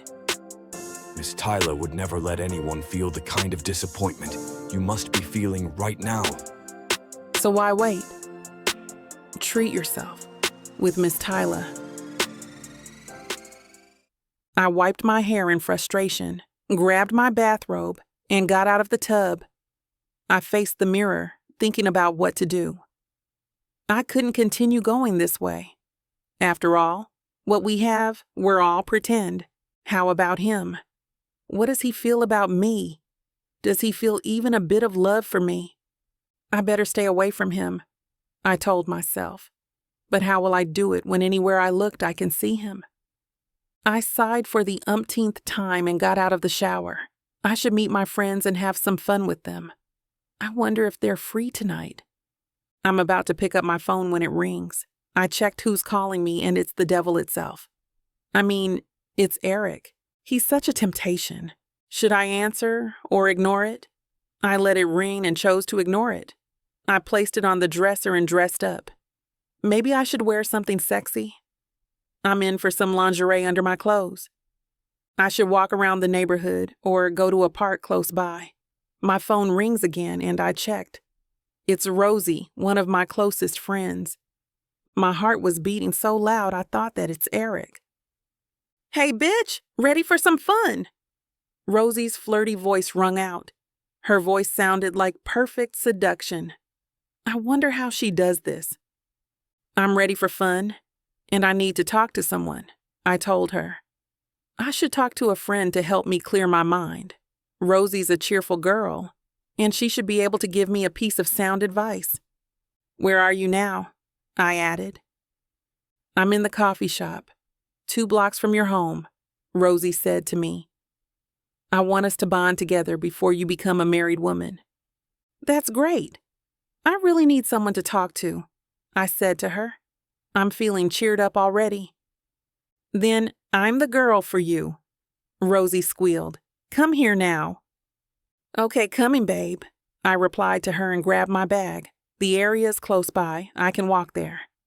"Hey!" Rosie waved her hands as soon as I entered the coffee shop. I smiled at her and walked to her. "I took the liberty of ordering your favorite cake, strawberry cheesecake." "Thank you, girl," I replied to her and sat beside her. I looked outside, gazing at the windows. Eric passes here sometimes. I frowned and looked at my cup of espresso. "What's got your panties in a twist?" "Before you always eat your cake every time you see it," Rosie commented as she drinks her shake. Well, I don't know how to say this. I feel like I want to stay away from Eric. "Take time away from him," I told Rosie. She knew nothing of the agreement. "Oh, babe, this is normal wedding jitter. Trust me, I met a lot of brides-to-be who have a feeling of running away, but they didn't do it. They're happy." Rosie rolled her eyes at me. "You don't know, Rosie. Our situation isn't normal," I told her. I couldn't tell her anything since it will be a violation of the agreement. My mouth should be kept shut. Rosie sighed. "Of course, it's always like this. But babe, you really can't stay away from him. You have a wedding rehearsal this afternoon, right? You better go." "I will," I murmured. "Great. But before that, let's have some fun and maybe we can go out tonight with the girls." Rosie's excitement fired me up. "Sure." Who told the wedding planner that we have to dance like this? Wasn't this wedding supposed to only be a formality? We could just make it very simple. But why is the reception like this?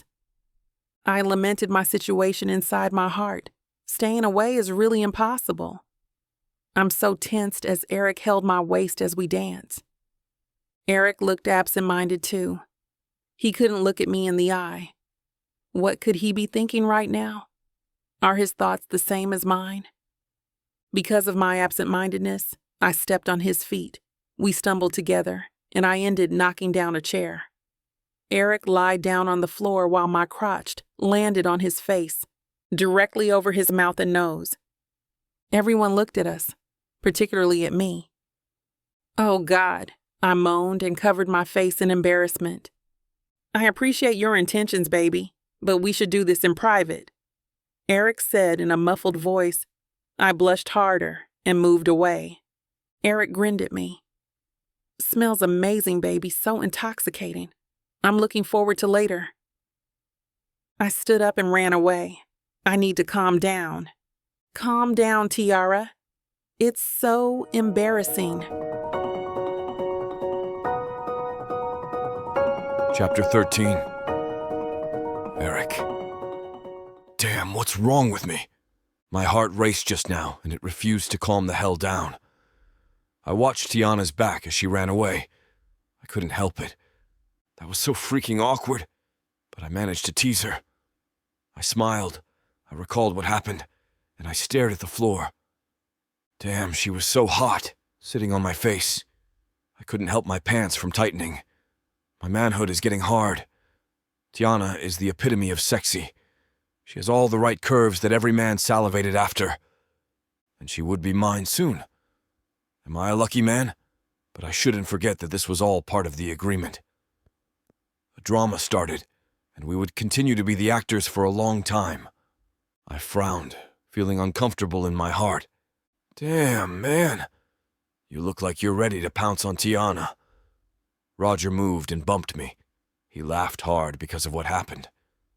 That was epic. That was embarrassing, I told him. Damn, you're one lucky man. Really, Tiana's great, Roger said to me, and I'm sure you had her sat on your face a long time ago. I frowned. Shut that filthy mouth of yours. Or maybe you should clean up that dirty mind of yours, I snapped at him. I shook my head. Damn, if Roger spoke another dirty word. My fist would end up on his face. I should pound some good thoughts in his brain. I sighed and walked away. Hey, don't be a killjoy. Damn, is it because you're getting married? I stared ahead and didn't look back. I went to the organizer. I'm going home. Take care of everything else, I said to him, and moved away. I need to go and sort these feelings in my heart. It was late at night when I arrived home. I decided to come home late so that I can avoid her. Maybe I need to avoid her for the time being. Clearing my mind should be my priority. I fished my key in my pocket, walked in the house, and noticed that all lights are off. I sighed. I felt a little disappointed that she'd sleep earlier without waiting for me. I walked directly to the kitchen and checked for a midnight snack. Tiana liked to keep cookies here to hide it, or takeouts from restaurants. I hoped that she left me food or something that would tide me over until tomorrow. I'm wrong, it's already morning since it's past 12 midnight. I didn't go anywhere and just went to the riverside. The calmness of the river calmed my heart, but it didn't erase these emotions. Eric! I looked up when I heard Tiana. My heart raced again. Every time I see her, I feel like I'm on a marathon. The bathrobe covered her from head to below the knee, but she still looked hot, and I knew that she wore nothing underneath it. I stared at her face. You're awake? I thought you were asleep, I commented. I drank straight up from the milk bottle. Tiana frowned. Don't do that. I grinned at her. This is my milk. I can do whatever I want. We're sharing it, right? Tiana asked me and rolled her eyes at me. I would love to take a sip of that, if only you didn't have your saliva mix in it. I couldn't help but think that I shared more than my saliva to her, and she swallowed it wholeheartedly. She loved it and even made slurping noises as she gulped it down. I didn't think that this will matter to you, I said to her, my voice turning huskier. You swallowed more than my saliva, Tiana. Tiana's eyes widened, and she swallowed her saliva visibly. She's clearly affected by my words. But that's milk! We're talking about hygiene! Tiana snapped at me. This ferocity, I craved for it more and more. Tiana's eyes blazed in anger, making me hotter and harder. I laughed out loud, and I would have said something dirty, but Tiana looked at me like she's ready to kill me. I decided to close my mouth. "Well, what have you been up to?" I asked her as I gave her a once-over. Tiana frowned. "Shouldn't I be the one asking you that, fiancé? I mean, you come home late and smelling like alcohol, smoke, and cloying perfume." Tiana rubbed her nose and made a disgusting face. "I didn't go to the bar, but when I was at the riverside, some women were drinking, and they tried to hit on me. But I won't explain this to her. I don't have to. Are you acting like my wife now?" I asked Tiana as I walked closer to her. She took a step back. She looked at me like I'm some kind of monster. I laughed. "Not at all." Tiana glared at me. "I really don't care about what you do, but you left earlier without letting me know. I ended up staying because I have to finalize some things with the coordinator." "Oh. Did you finish it?" I asked her. I shouldn't have left just like that. "I did. I always make sure that I finish what I started," Tiana answered me as she rolled her eyes. "Really? Then maybe you should help me finish what you started," I asked her in a teasing voice. "What I started?" Tiana looked at me, questioningly. She didn't get what I meant. I only grinned at her as my eyes roamed all over her body. Tiana gasped and blushed hard. "Ugh. You make me so mad." Tiana walked away, almost running. I watched her as she rounded the corner and disappeared. I sighed again. I found myself sighing every time. I held on to my rapidly beating heart. I thumped it for it to start, but darn it, it won't listen to me anymore. I have to tease her like that so that she wouldn't see what I truly feel. Damn it, I couldn't continue denying it. I'm in love. Continued avoidance of this reality is so hard. The elephant in the room is so big that it stifled me to the point that I couldn't think straight. I have to do something. Chapter 14. Tiana. I closed my eyes trying to calm down. I stared at the door, thinking about what happened in the kitchen. I couldn't continue denying the fact that I love Eric, right? I'm really in love. And it would probably stay this way for a very long time, and I shouldn't hope for it to change when we're finally married. I sat up abruptly. I clenched the sheets and stared at the wall separating our rooms. Should I go and talk to Eric now? I could tell him my feelings, right? But what if he doesn't feel the same way? Observing him should be my priority.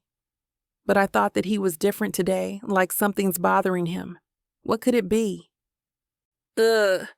I moaned in frustration and covered my body with a blanket. I lay down and decided to go to sleep. But how am I supposed to sleep when I'm plagued by these thoughts? Horrible. My face looked like I got visited by nightmares. I didn't sleep until it's almost 4 a.m. Can you believe that? I tried to close my eyes and Eric's all I see. Maybe I should talk this out with him to take this off my chest. I washed my face, rinsed my mouth, and I would have showered if not for the knock on my door. Eric's standing outside my door, and he looked like he has just gone jogging. He looked and smelled of sweat, but I loved his natural scent. Eric's scent could put people in a trance, and I could only marvel about his beauty. He's very handsome. "What is it?" I asked him. "Breakfast's ready. Come and join me," Eric told me as he stared at my face. I felt so uncomfortable. My hands clammed up, and I felt like my heartbeat became erratic. "Okay." I nodded and walked to the kitchen. I could hear Eric following me, but I didn't look back and walked faster. From this distance, I could smell bacon and sausage. I dragged a chair and sat, feeling nervous and awkward at the same time. "What's wrong?" Eric questioned me. "You look like you're constipated." "What?" My eyes widened as I questioned him. Eric laughed out loud. It's because you look like you're trying to. How do I explain this? You're trying to tamp down something, and it makes you look like you're suffering, Eric said to me in detail. Ugh! I rolled my eyes at him. Maybe I should tell him.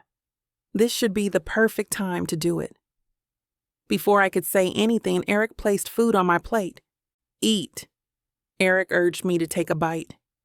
He's so, I don't want to think about it, but he's making me fall in love, and it's very dangerous. You're acting like a real husband-to-be, someone who's in love, I blurted out without thinking. Eric's hand stopped midway as he scooped more food for me. Silence ensued. The air becomes stifling, and I felt something break in the atmosphere. The proverbial huge elephant landed in front of us, showing itself. I don't know how to say it, but there's something between us, and it's making things awkward between us. I said to Eric, I wonder what he would say. Eric laughed awkwardly as he tries to brush off my words. I frowned. It's only on your mind. These are all part of the acting, Tiana, and you don't have to think so much, Eric said to me with a gentle smile on his face. I stiffened. Is it really all there is to it? Eric doesn't feel anything towards me? I really wanted to know. What do you think of me then? I asked Eric. How can I hint about my feelings without exposing it? I racked my brains, trying to think of ways. You're my hired fiancé, aren't you? Eric raised his brow at me. His answer was straightforward and direct to the point. Well, what do you think of me as a person? I persisted in asking again, but it took a lot of courage to do so. You know how it felt when your life is hanging in the balance? I felt this way. It's like my heart's going to stop beating at any time. I wanted to hear his reply. At the same time, I dreaded his words. Well, you're one amazing woman, Eric said to me. Apparently, you're too good for me. What? I frowned when I heard his words. I don't know if he meant it in a good way. Am I too good for Eric? That's why he wouldn't make a move? I don't pique his interest because I'm too good. Something flashed in his eyes. It's something that Eric tried to hide, but it showed itself for a second. His real feelings. It was as clear as the daylight. Eric felt the same way as I do. My mind ran a mile a minute, thinking about what to do. Do I have to prove that I'm the best person for him? How do I go about it? I stared at my food, and Eric kept glancing at me. What's up? Why don't you eat now? Eric asked me. It startled me out of my thoughts. I stared at his handsome face, and I realized, then and there, that this man is someone I need. It's different from like, different from want, different from ordinary love. It's the type of all-consuming love. A love that would push a person to the brink of no return. I felt like I've fallen to an endless abyss. You're scaring me?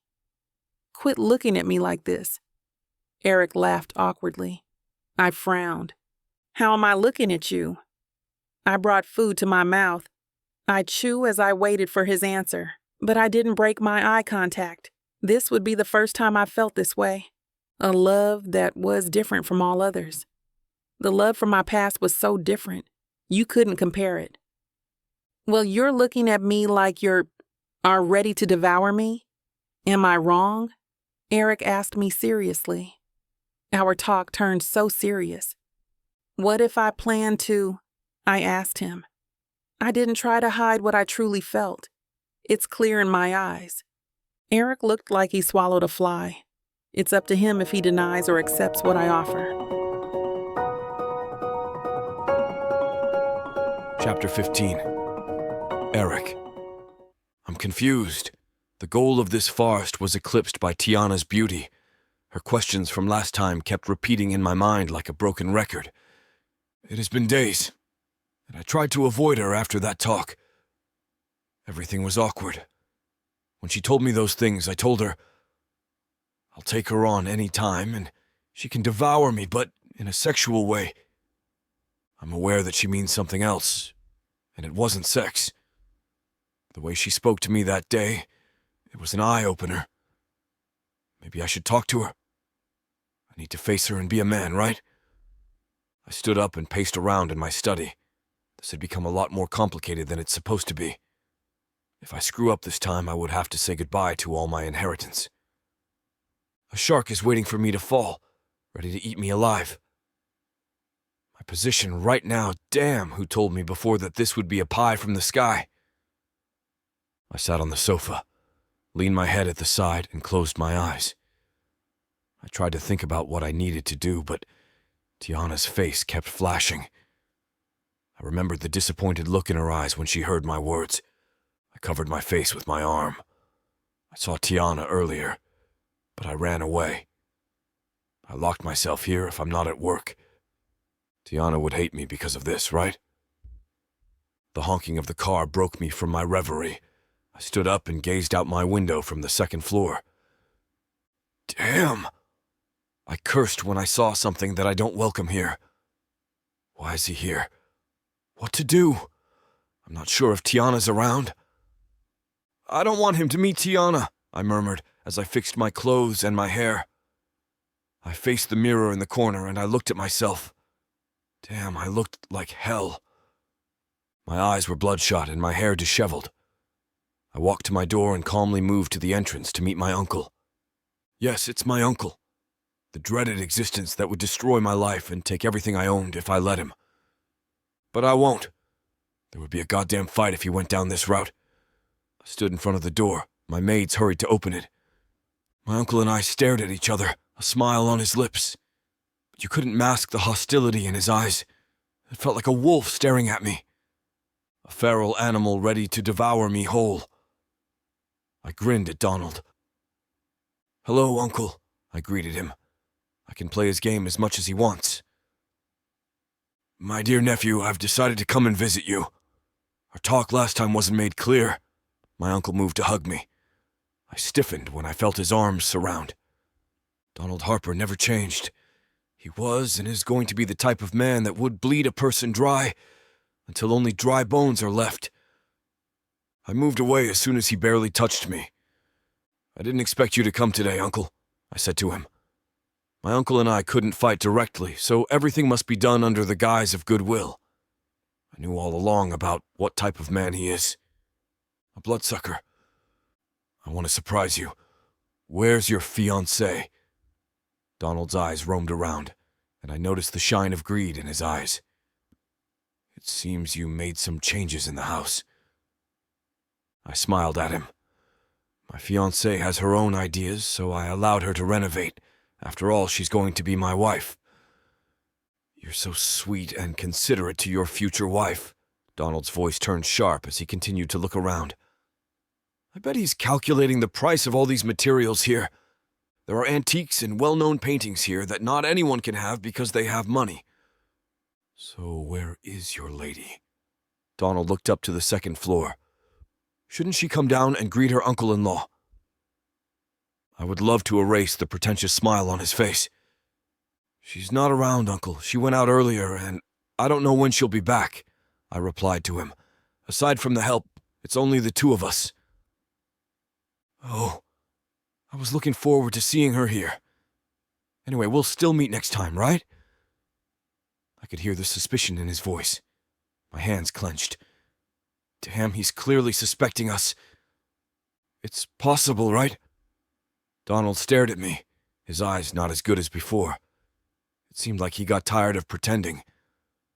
Of course, there will be a second time. In fact, a lot of times, I replied to him. I smiled wolfishly, showing him my teeth. I don't want him to think I'm an herbivore. My uncle scoffed. I don't think so, Eric. If you think I'm stupid like the others, then you're totally wrong. I don't know what you're talking about, Uncle, I said to him calmly. Showing emotions to him would lead to more complications, and his suspicions will rise. You can't lie to me. I know everything about this girl is a ruse, Donald said to me. I know what type of man you are. Have you investigated? My back stiffened, but I didn't let it show. Any form of weakness, and Donald would sniff it like a hellhound. I hate to say this. Donald's good in playing mind games. A master manipulator. Investigated? And what did you find out? Care to tell me? I sat down on the nearest sofa and lounge in it like nothing's happening. Do you want to talk about this over wine? I have a 1971 Granberry. My heart's racing and I felt like something's about to go out of balance. I sighed, trying to calm my intense feelings. Fortunately, Tiana's not here. I have a file of photos here. Donald threw a bunch of photos in front of me. It spread all over the floor and the table. I looked at them one by one. This is your so-called evidence, I scoffed. I thought you're smarter than this. Screw you!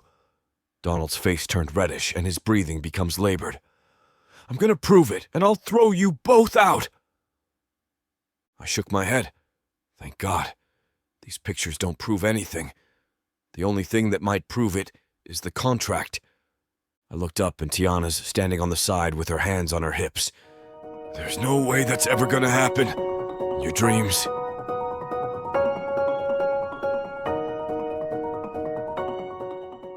This is it, baby. This is what you can get me that'll make me happy. You know I'll get you whatever you want. All you need to do is ask me and I'll give it to you. This ain't just it. This is everything I could ever want. Now I'm curious. What does a strong, sassy woman like yourself want so badly? Baby, you know what I want? Can't wait to hear. The Big Baddie Bundle from Tyler Walker. It has everything I need. 20 ebooks with over 1 million words of sassy romance and spice that'll keep you on your toes. 10 audiobooks containing over 60 hours of that seductive voice telling me naughty things all night long. You don't need an audiobook for that, baby. Right here. You may be fine and all, but no one tells it like the way Miss Tyler does. And I need her in my life. The Big Baddie Bundle is everything you need. You can get it for 80% off. Go to tylerwalker.com to browse the bundles that earn you the best deals. It's time you treat yourself. Because you deserve it. Escape your life with Miss Tyler.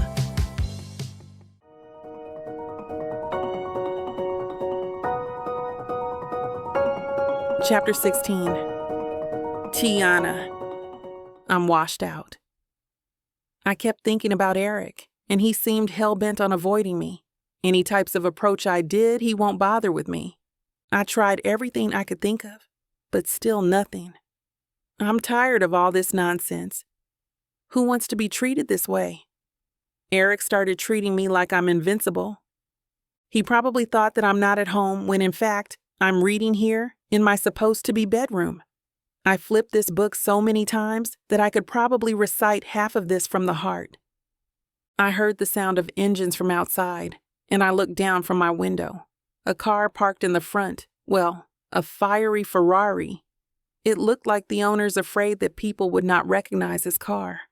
I rolled my eyes, but who could this guy be? Eric's friend? Maybe I should go down and check if he needs something. But I guess he would prefer for the help to take care of things. I bit my lips thinking about this. As the future wife, one of my responsibilities was entertaining the guests, and I should be there to welcome them. But I also don't have any idea if the visitor that arrived was a friend. I decided to walk out of my room and peeked outside secretly. Maybe I should enter by the kitchen and Eric wouldn't know. I sneaked out and used the other exit directly to the kitchen area. The maids looked at me surprised. "Hello, madam." They all greeted me in unison. They were all well trained, but I ignored them. I waved my hands. Go on with what you're doing. I walked to the living room, hiding and trying to hear their conversation, but I couldn't hear anything. There were times that eavesdropping became necessary. I listened to their conversation, and I don't like what I'm hearing. My blood boiled. I stared at the scattered pictures on the floor, and I felt like my mind's going to explode. Why the hell did Eric's uncle do this? Why? I gasped when I heard him say that he'll kick us out. My whole body trembled, as I imagined Eric losing his legacy. As for me, I don't care as long as Eric's happy. There's no way that's ever gonna happen. In your dreams, I shouted, and they looked at me. I raised my chin and walked confidently towards them. I hated people like Eric's uncle the most. Who are you? Eric's uncle asked me, looking aggressive.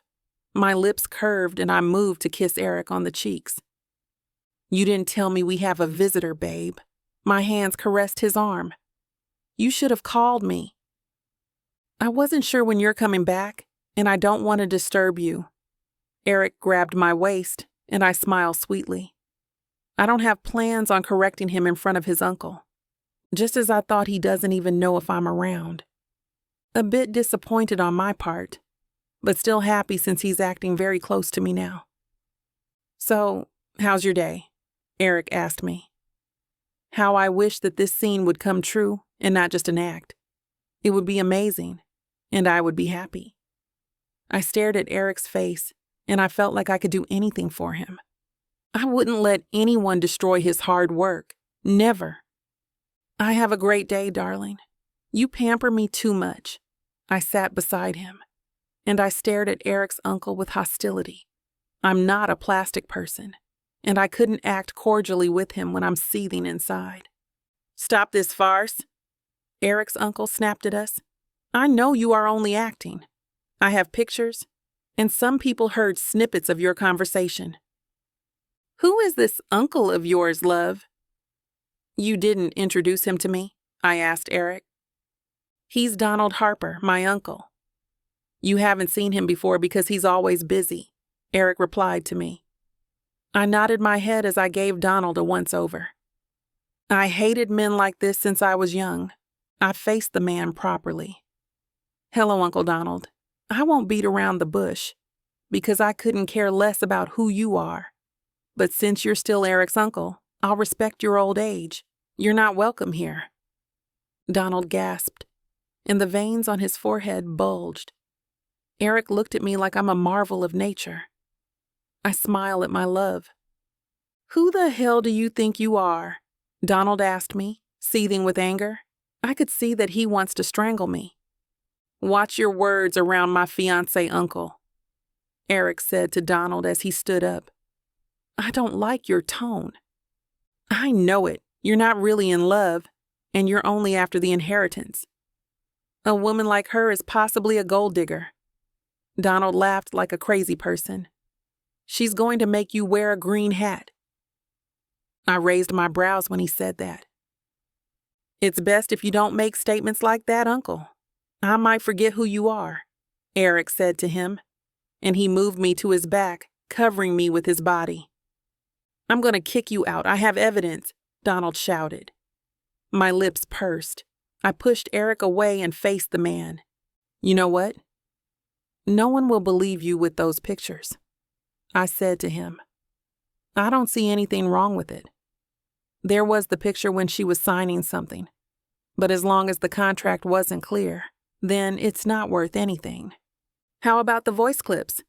I have enough, Donald said to me. I rolled my eyes. Voice clips? You probably got that from the internet. Anyone can do that today. I informed him. But maybe he did have us followed, and we can only keep denying to him. You're brilliant, love. Eric hugged me from behind. You make me hard. I squirmed when I felt his hardness behind me. How can he be turned on like this in front of his uncle? Your dog's in heat. Donald caught on to what's happening. I'll prove it that both of you aren't real. I'll make sure of it. Wait for me, and I'll slap the evidence on your faces. We watched him walk out of the house. Eric nuzzled my neck. Thank you. You're welcome. I wish he would continue holding me like this. But good things are bound to end. Chapter 17. Eric. Uncle Donald's imposing presence was at the house once again. Ever since he learned about my upcoming wedding with Tiana, he's been nothing but suspicious. He kept on saying that he smelled something fishy with the situation, why all of a sudden I have a fiancée and is about to get married. I suspected that he's been working in the background trying to find enough evidence to prove that this was all just a big show. So we really had to be careful with everything that we do or anywhere that we went to. We even had to be wary with the people that we talked to, as they could slip details about something that would strengthen Uncle Donald's claim. According to the helpers, he's been here since lunchtime, waiting for me as he wanted to discuss something. I arrived from driving around town with Tiana doing wedding-related tasks. I found him waiting at my office, staring at the drinks collection cabinet of my father. "Uncle Donald, you're here again. Want anything to drink?" I asked him wearily. He sat down at my chair and even had the gall to put his feet up on my desk. "Look, boy, I'm giving you one last chance to come clean," he said. "Tell the truth that you just paid your girl Tiana to pose as your wife-to-be to ensure that you'll get your inheritance." It felt like someone doused me with cold water. I stared at my uncle. He's got something up his sleeve. That's why he's confident to act this way. I wonder what it was. I tried to call his bluff. "How many times do I have to tell you that there's nothing that we're hiding? You can go making claims all you want, but your so-called proof that you previously showed us will not hold any water anywhere," I insisted. He smiled at me. It was a sinister smile. "If you admit to your deceitfulness right now, I won't leave you penniless," he offered. "I'll give you a small apartment you can rent for a very low price, and you can still work for me at the company. Now that's very generous of me, isn't it?" I stared at him in disbelief. "Can you please leave?" "I don't have any time for your crap. I'm busy planning my wedding. Take it to someone who'll believe your made-up stories," I told him. Uncle Donald stood up and looked at me straight in the eye. "Very well, then. If this is how you want to play it, then I would gladly give it to you. I've called a meeting for tomorrow. I've invited the Harper's family will executor and, of course, Dale Collins. Make sure that you and your fiancée will be present," he announced.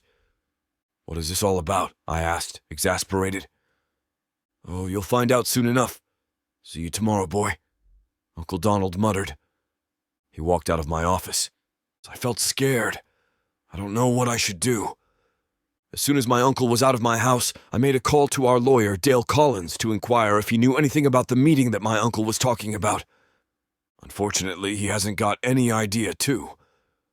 Although he made a guess that it's about discrediting me by exposing what I've been doing, thereby removing me as the heir. Dale advised me to be ready for anything.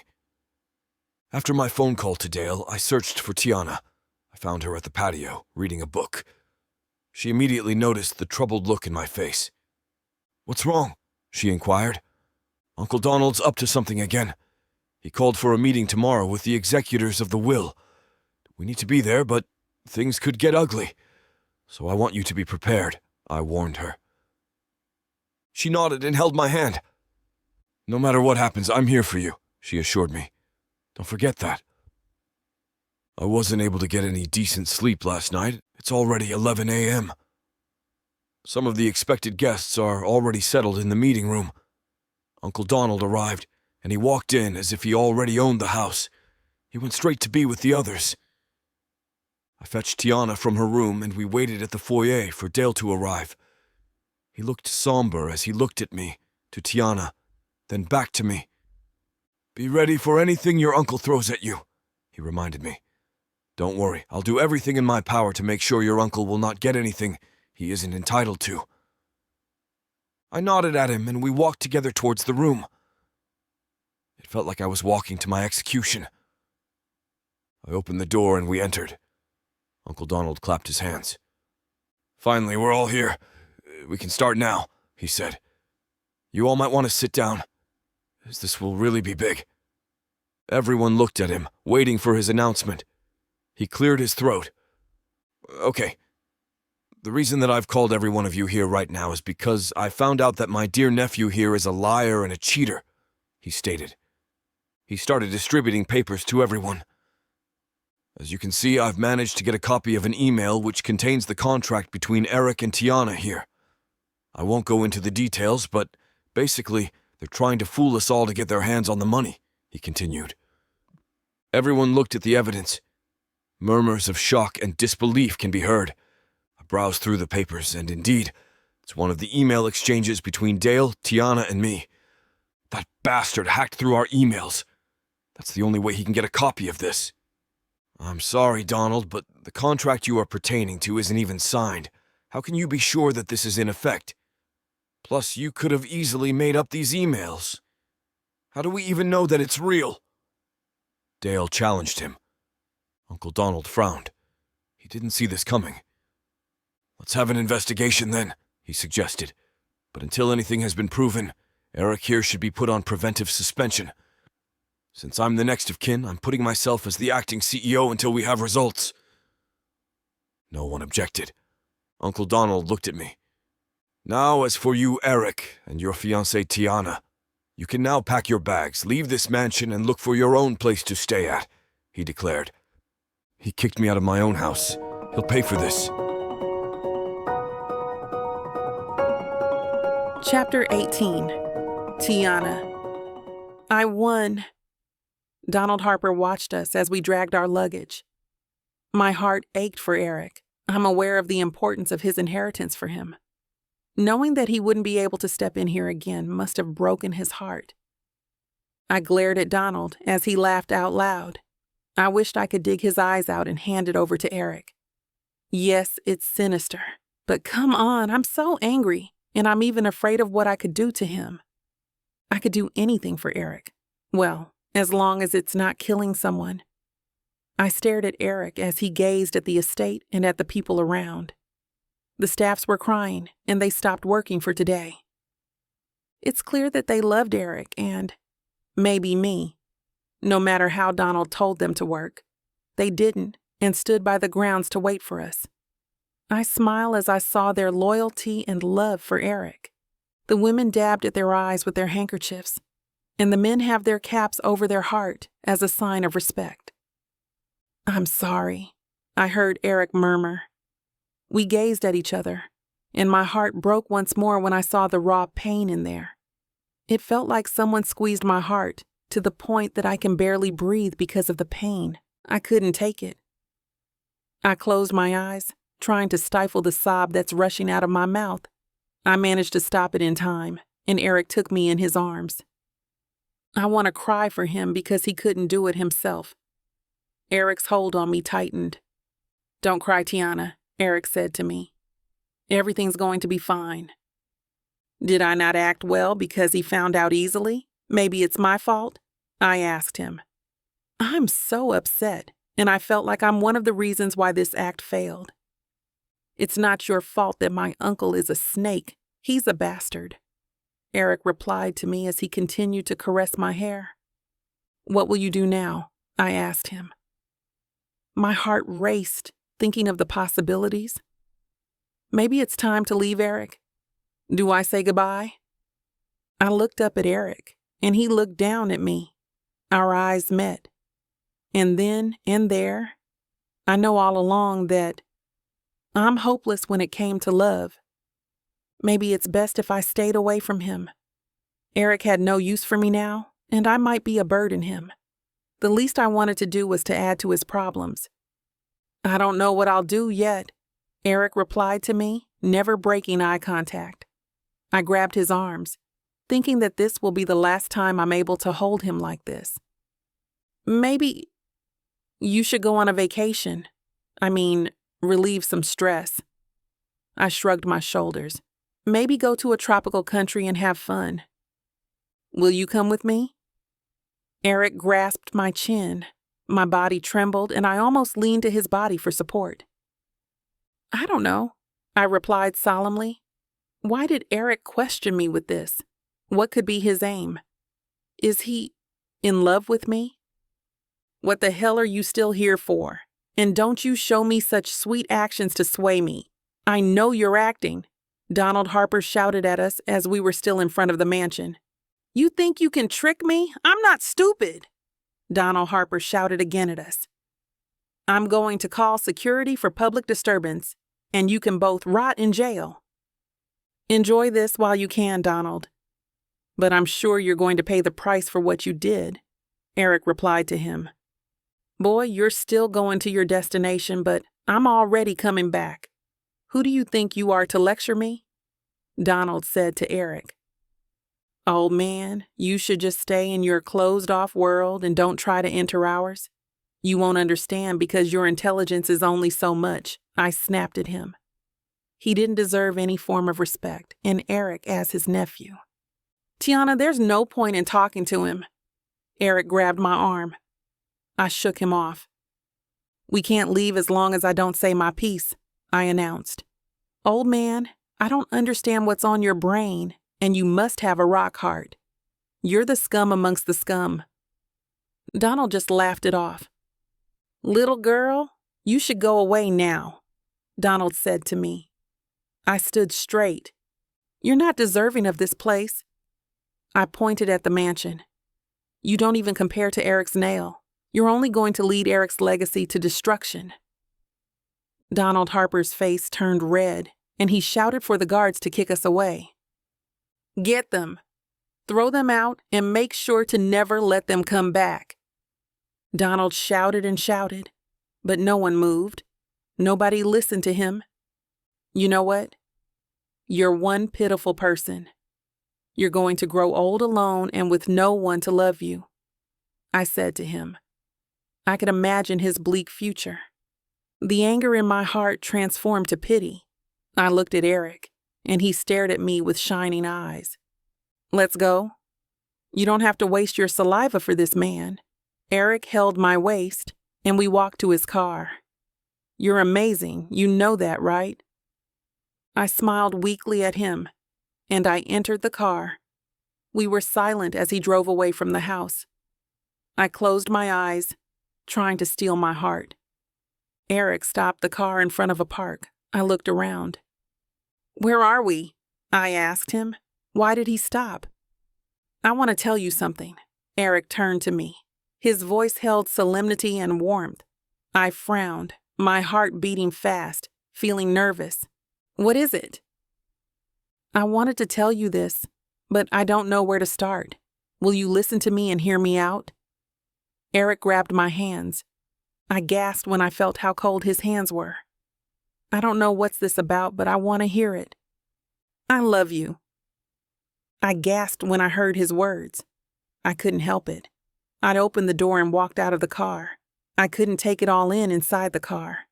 I breathed deeply. Then I felt his presence behind me. I'm confused. What to do? Chapter 19. Eric, I love her, truly and deeply.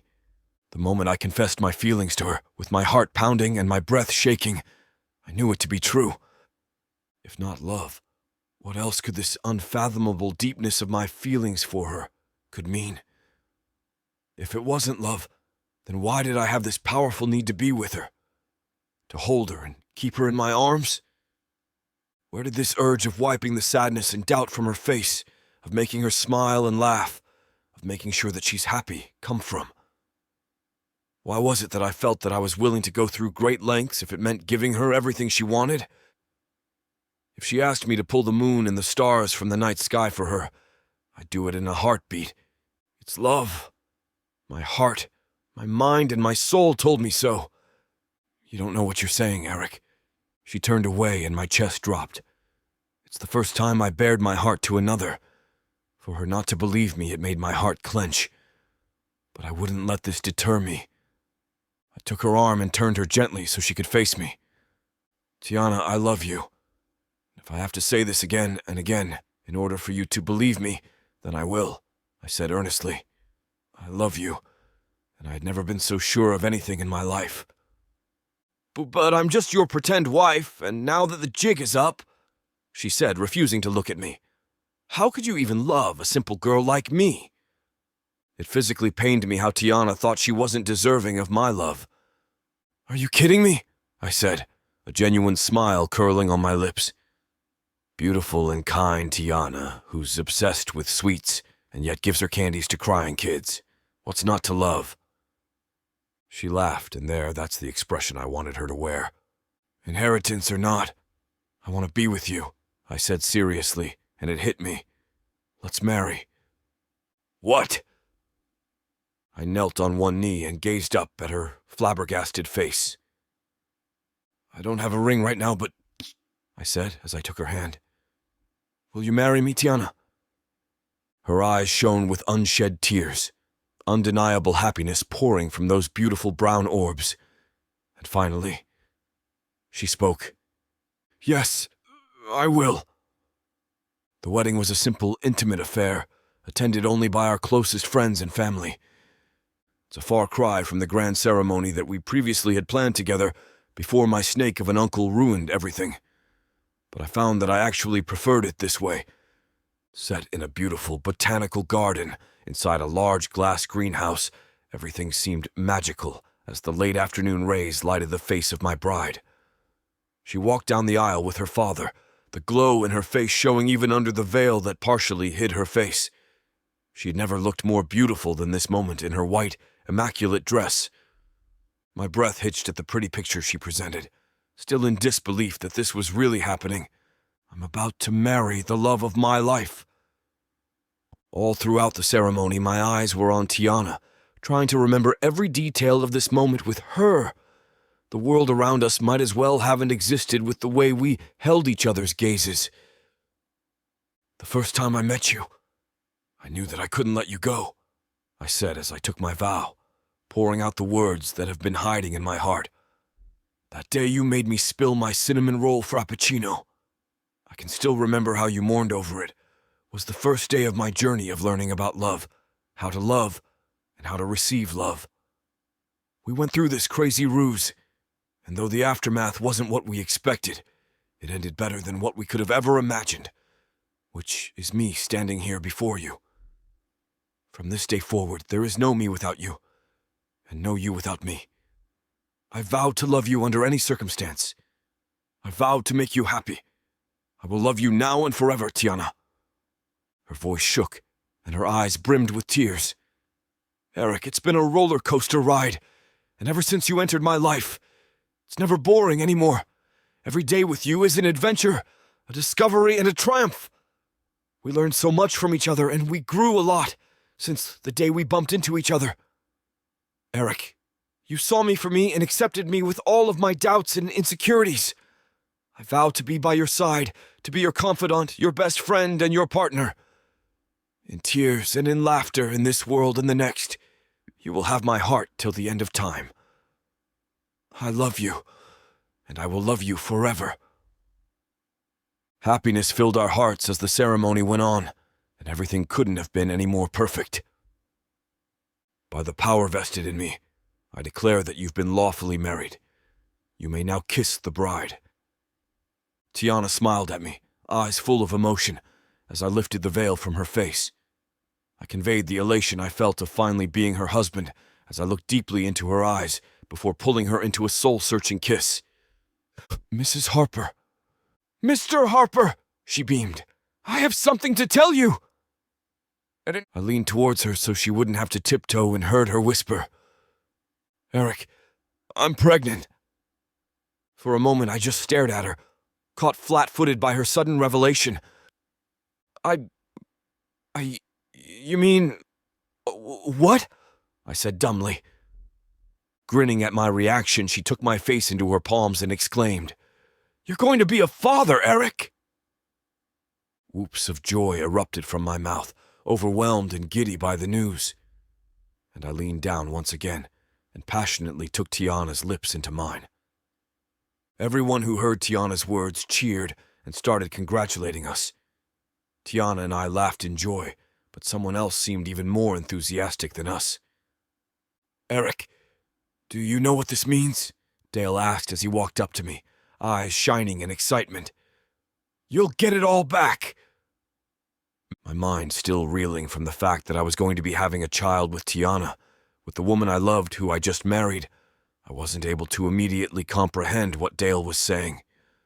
Seeing my confused expression, he quickly explained. Your father's will stated that in order for you to receive your inheritance, you must be legally married and had produced an heir within a year following his death. Dale looked between us, You're married. Tiana is pregnant, and the specified deadline is yet to be upon us.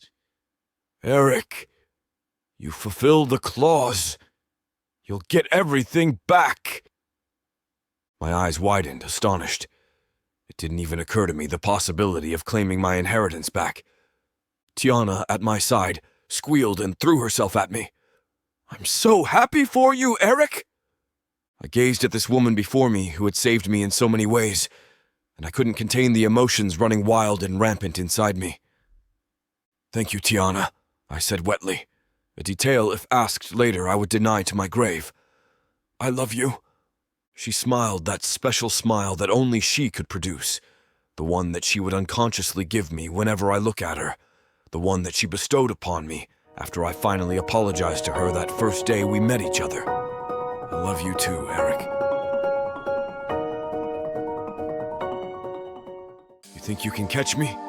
You think you can tame me? Oh, I know I can.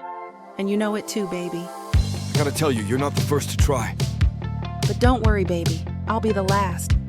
With sass like that, maybe I'll be the one that needs to tame you. Let's cut to the chase, big boy. What you selling me? Your appetite is big AF. I have just the thing that'll satisfy you. Oh, really? And what's that? Over 120 hours of romance audiobooks. Brought to you by Tyler Walker Romances in the Big AF Audio Bundle. 120 hours? That sounds amazing. Your knees won't work afterwards if I do my job right. Don't make promises you can't keep. Well, I can keep this promise. Because these audiobooks are unabridged with all the spicy scenes that will make you put your earbuds on. You know, Tyler can get freaky because she marked the bundle down by 69% for a limited time. I can't wait to take this bundle for a ride. Visit tylerwalker.com and get this audio bundle. Just don't start listening if you're going to be cooking dinner. Because you might just forget to feed your family. TylerWalker.com. Escape your life with Tyler.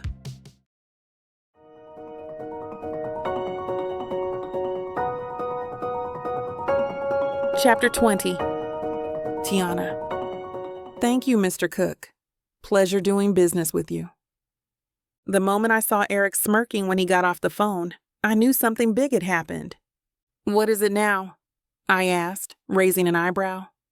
Nothing much, he said coolly, but the smug air around him said otherwise. Only that your wonderful husband closed another major deal, this time worth $2.4 billion. That's amazing, babe, I exclaimed, rising from the rattan sun lounger, where I've been relaxing to give him a congratulatory kiss. My intended simple peck on his cheek was turned into a searing kiss by Eric, which I didn't mind at all. Mommy, Daddy, look. Our kiss was interrupted by a boisterous 4-year-old toddler who launched himself at us with an amazing speed. Careful, honey, I said as my hand automatically tried to arrange the boy's messy hair. I don't want you getting into any accident now. Never mind that, Mommy, he said as he batted my hand away, and I sighed in fond exasperation. Check out the sand castle I just made. Wow, Henry, that looks awesome. Eric cooed at the misshapen clump of sand a few meters away from us, praising it as if it was the Windsor Castle itself. Are you planning to live in your castle? Can Mommy and Daddy live there too? We won't fit in there, silly. Henry the sweet boy giggled. Besides, I'm planning to sell it, just like what Daddy does. Eric and I locked gazes before bursting into laughter, deeply fond with our kid. That's my boy, Eric proudly proclaimed, lifting Henry and tossing him in the air. It was a beautiful sight. The two people I loved the most, laughing and smiling, amidst the beautiful background that is one of St. Bart's gorgeous beaches. Really? How did I get this lucky?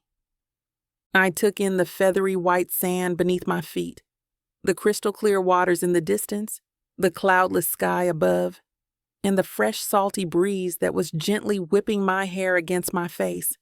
All was wonderful, but my gaze still strayed to the two figures who were now rolling on the sand. I'm surprised Donald invited us all here, a voice coming from behind said, and I turned to see that it was Dale.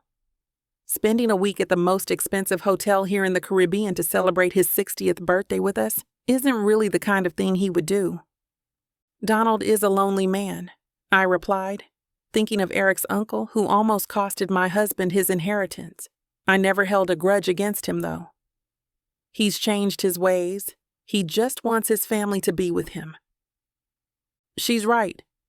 Eric, who heard our conversation, came over to us with Henry in his arms and stated, "He was really never the same, ever since Aunt May died years ago, but recently he's been coming around. Also, he promised not to pass the bill to someone else this time." "I think it was Henry who gave him a change of heart," Dale said, chuckling. "Have you seen his face whenever the boy calls him Grandpa? He practically melts." Speaking of the devil, Donald was coming over to us. Eric placed Henry down and spoke to him. "Henry, why don't you show Grandpa Donald the castle you just made?" Eagerly, the boy nodded and rushed to the old man. "Grandpa, I made a castle." Donald's face turned sappy, and he immediately started singing praises to Henry's white lump of sand. The three of us gave each other amused glances. "Tiana, I have something to show you," Eric said, and I looked at him curiously.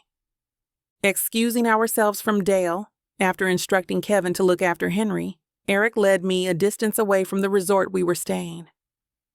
"What are you going to show me?" I asked as we came into a section of the beach that was secluded from the rest. A large rock formation blocked our view of the hotel, which essentially made the place its own small private beach. Eric gave me a wicked grin before taking me into his arms.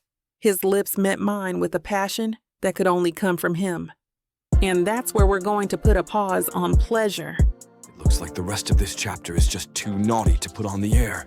As much as we love to share every little detail, we've got to stick to this platform's guidelines to keep these free audiobooks coming. They've got some rules about what we can show, and we wouldn't want to risk losing the chance to bring you more content. As frustrating as it is to build the tension only to be interrupted, Miss Tyla always knows how to make it up to you. You can find the full, uncut scene over at tylawalker.com. With an entire library of unabridged audiobooks and ebooks, Miss Tyla's collection is waiting for you. And if you use code SAVE40, you'll get 40% off any digital product, even on bundles that are already discounted. So don't let the fun stop here. Head over to tylawalker.com and treat yourself with Miss Tyla. "This day couldn't get any better," Eric murmured, spent but sated as we laid on the sand. "Is that a challenge?" I said, turning my head towards him as a mischievous glint entered my eyes. "What if I told you it could?" Eric looked at me, interested of what I have to say. "Eric, I'm pregnant." "What?" he exclaimed, already enthusiastic but still doubtful. "Is it true? You're not pulling my leg, right?" "It's true." I grinned at him. "I took a pregnancy test last week and even went to the doctor. She confirmed it. I'm really pregnant." "Why didn't you tell me sooner?" "I just wanted to find the perfect time to break the news to you." "Oh, wow. Henry's gonna have a brother or a sister. Either is fine. He'd be ecstatic. Damn, I want a glass of Father's Henry IV cognac.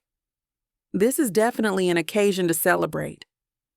I laughed at Eric's excitement. I might have brought the bottle with me here in St. Bart's, since I knew I was going to tell you about the pregnancy. "Really?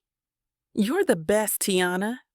Father would have absolutely adored you," my husband declared, then said with an afterthought, "Mom, too. I'm happy to know that. I wish they were here, but I just know they'll be happy for me if they saw what I have now," he said, his face turning a bit melancholic. We smiled at each other, love in our eyes, and leaned once more for a kiss.